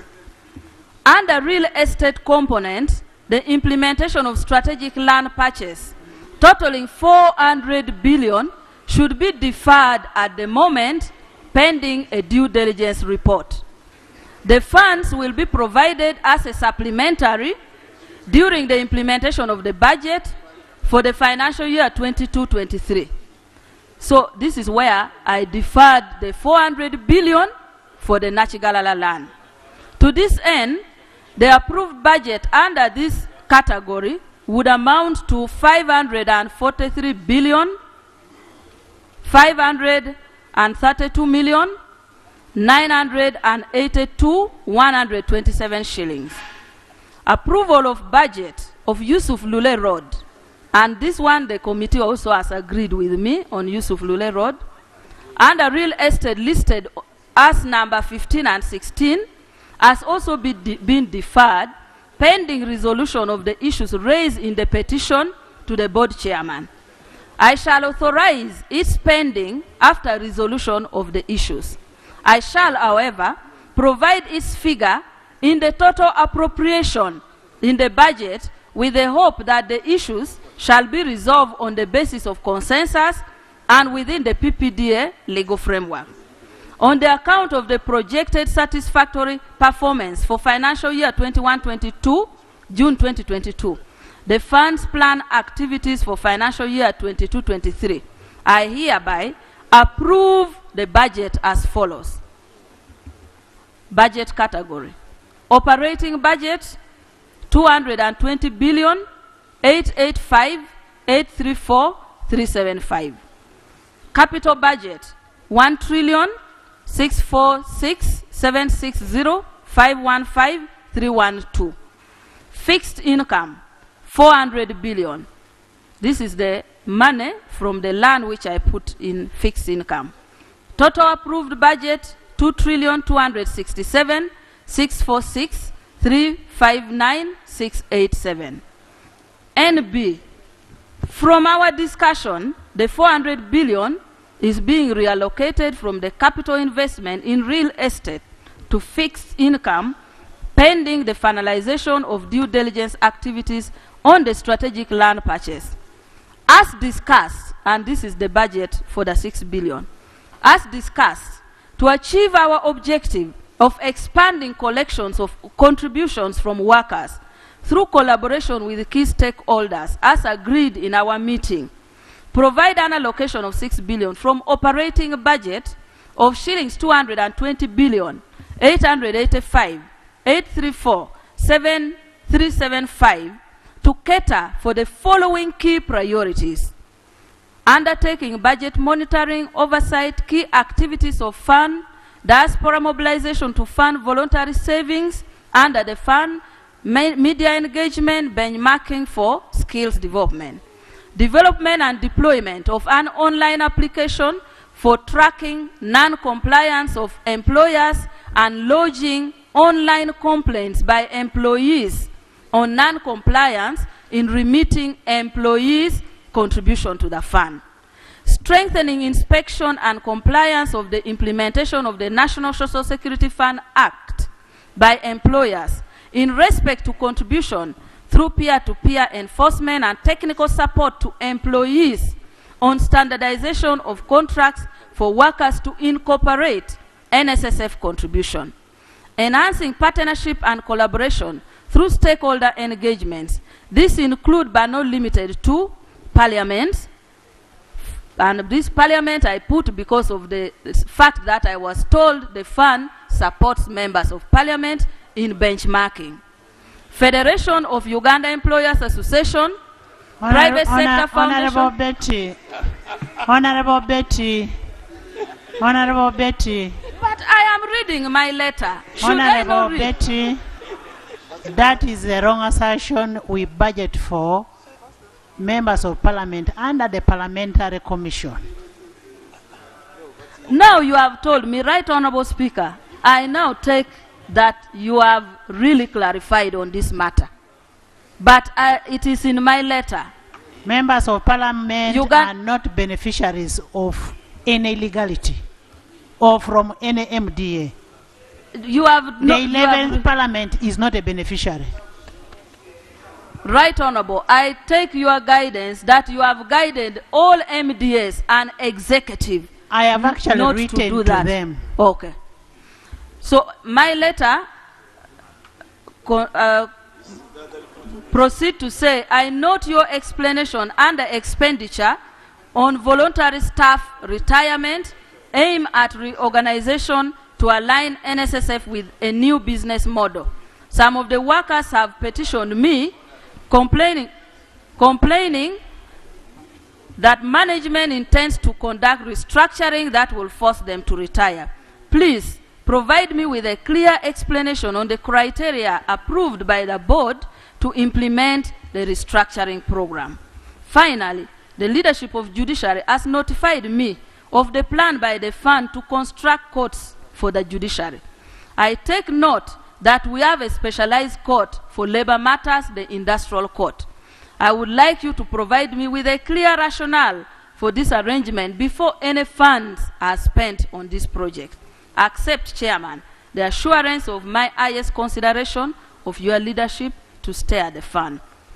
And I copy to Ministry of Finance, the Minister of Finance, Minister of State for Labor and Industrial Relations, Permanent Secretary, Ministry of Gender, Permanent Secretary and Secretary to Treasury, the Managing Director, NSSF. It is this letter that approved the budget, and it is this instrument that NSSF is operating under. And I have stated the 6 billion and its activities as approved in the budget. With I beg to Leo. with exclusion of parliament. This one now, if I win, I want it to be on record that what is being mentioned there excludes parliament, excludes members of parliament, because it is not correct. It is not true.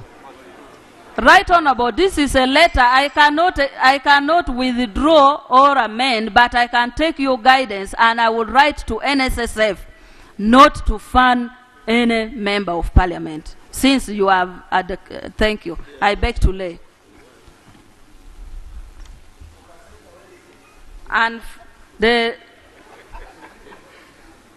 last conclusion is that my ministry shall take appropriate action and submit to Parliament within reasonable time details of action taken in pursuit of Rule 2020 of the Rules of Procedure of Parliament upon the House conclusion of the matter.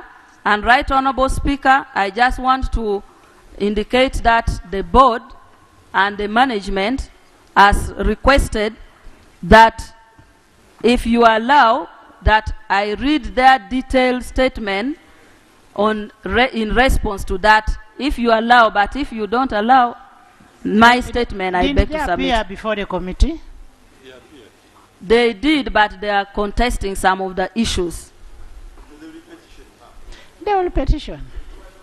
So you can guide, because they have given me their statement. No. You can guide. That's not how Parliament operates. So we are going to invite everybody who appeared before the committee to the House. Honorable members, you've heard, and we debated on this report for over 3 hours. We debated on it. Can we hear from the chair on the contention? No, you are among them who was supposed to. Can we get your clarification before we bring the chair?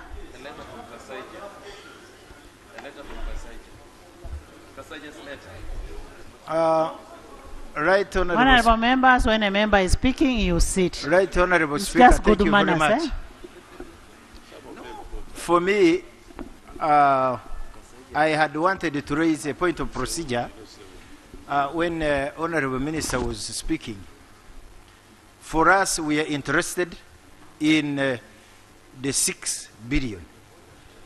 She goes ahead to say some ministers, including Honorable Matia Kasaija, Minister for Finance, has been asking this money. Some of this, she has been using the process. Like she read a letter. In what circumstances did she refer to Honorable Matia Kasaija as a person who normally also partakes of this money? Betty, that's what she said. Right, and then you respond at once.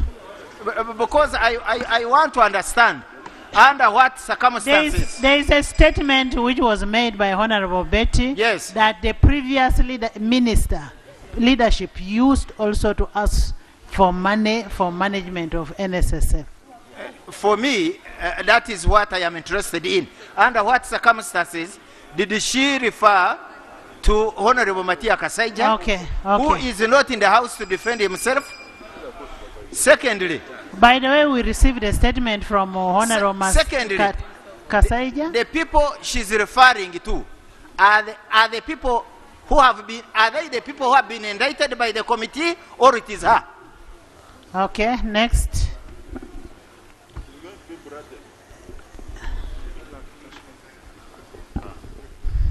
Thank you, Right Honourable Speaker. We've heard the response from the Honourable Minister in charge of the docket. And the gist of the question here, and the question that we seek your clarification, Honourable Minister, is regards your letter. And then we shall look into the law and see whether it was lawful or not. As to whether you wrote to the board to authorize money to go into your docket, and we just need yes or no. And then secondly, the purpose of the funds, you are writing the board to perform what purpose? And then finally, just a second, don't worry, because these are questions, and that's why I'm seeking clarification. And then finally, she has already given you the work plan, and finally, which includes you, and members. And finally, as to whether she has the entire mandate to do so, then we will come up with a conclusion. Thank you.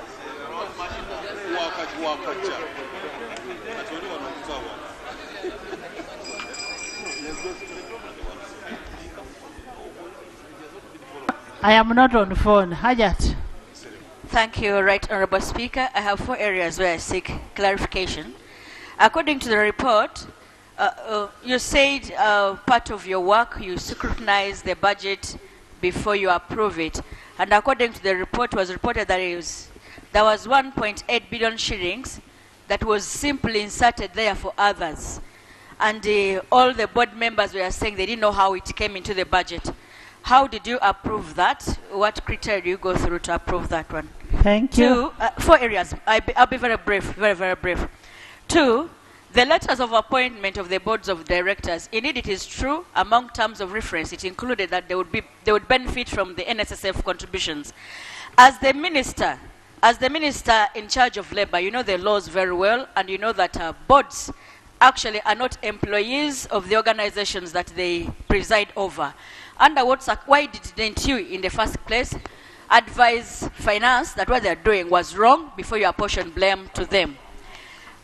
The third, why did you treat the 2 officers, the managing director and the deputy managing director, differently, yet they faced similar circumstances? Both of them, when their contracts expired, you chose to renew the deputy director and you did not renew the one for the for the managing director? Why did you treat two people differently that were faced by similar circumstances? And the last one, you were the supervisor. You were the supervisor of NSSF.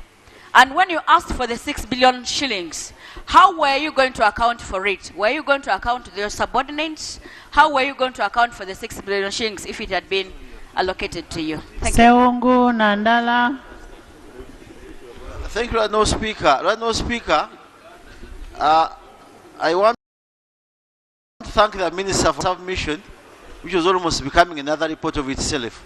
But Lord No Speaker, the Honourable Member was very good at sitting with us behind here, and she knows what happened with Honourable Chido Makuya and Saida Bumba. You decided to close to go to government to perform into a failed system. Stomach all the challenges. Suffer. Stay there. Who has told you she's suffering? Who has told you she's suffering? Yes, I'm advising her right now, Speaker. Your interest was to become a minister.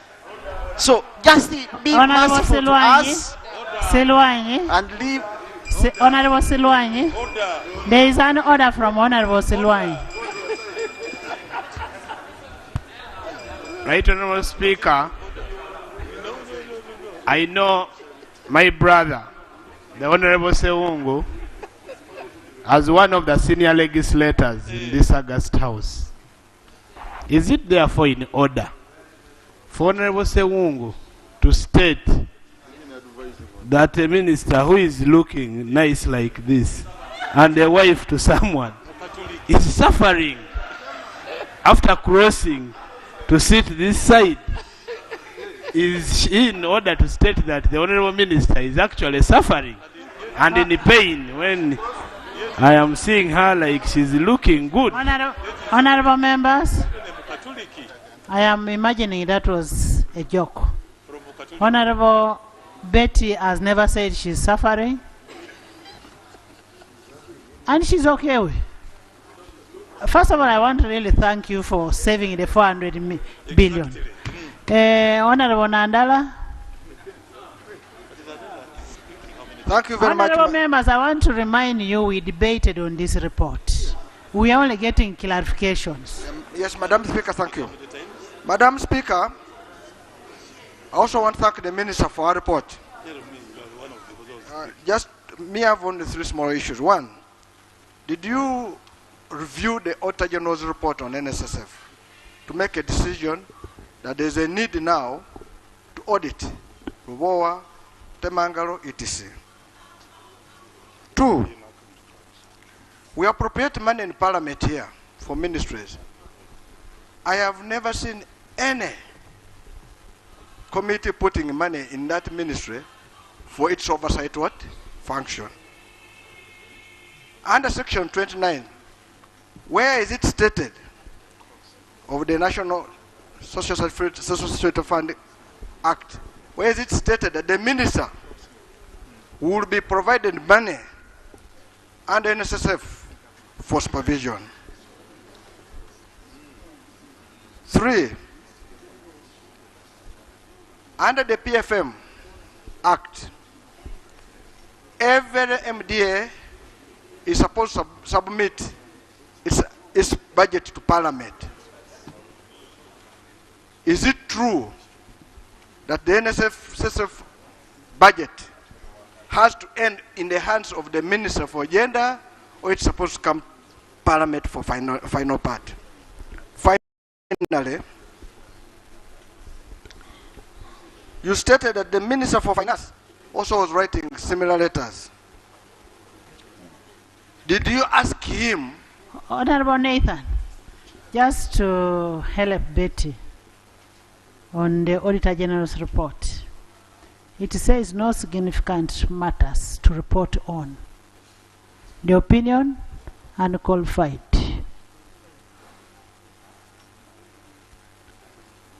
So, thank you very much, Madam Speaker. You have made it good for me now. You said the Auditor General's report was unqualified opinion. Unqualified. In the eyes of the minister, the report should have been not qualified. Now that's where I'm coming. I'm saying, having stated that the report should be qualified, wouldn't it have been better for her first to engage the Auditor General's office to say, you are saying this report is clean, yet we are seeing glaring facts that this is a report hiding fraud. And that's what I'm trying to say. Because that would have been the office to be the first one to be your call. And finally... But on that one, the Auditor General deals with accounting officers, not with the ministers. That's why, Madam Speaker, the report of the Auditor General is for public consumption, that's true. And when she was looking through, she needed more information. And one of the reports to assist her is the Auditor General's report. And that's why I'm saying, she read it, did she use it properly? Finally, Madam Speaker, I would before you leave that, I want to refer you to Article 164 on accountability. The permanent secretary or the accounting officer in charge of a ministry or designated shall be accountable. For her, she's a political leader, the other one is the accounting officer. Thank you very much, Madam Speaker. Yes, that's true, and that's why she's a supervisor. She was holding the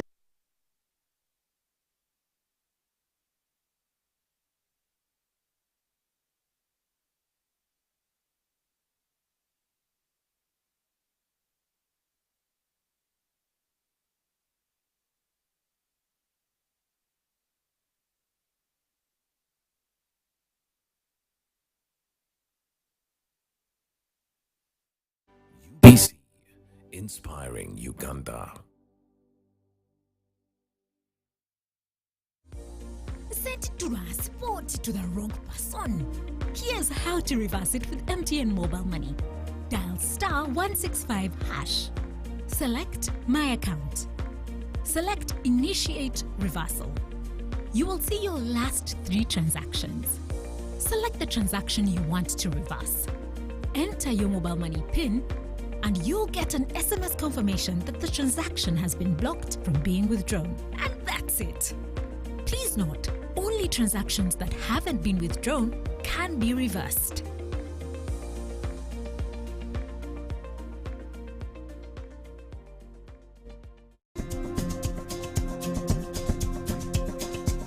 The Organizing Committee of North Chigezi Diocese is delighted to inform the public of the consecration and enthronement service of Reverend Onesimus Asimwe as the 6th Bishop of North Chigezi Diocese on Sunday, 12th of March 2023 at Emmanuel Cathedral, Chinyasano, Rukunjiri at 9 a.m. The chief guest is His Excellency General Yoweri Kaguta Museveni, the President of the Republic of Uganda. RSVP Honorable Major General Jim Muhwezi, Minister of Security and Chairperson Consecration and Enthronement.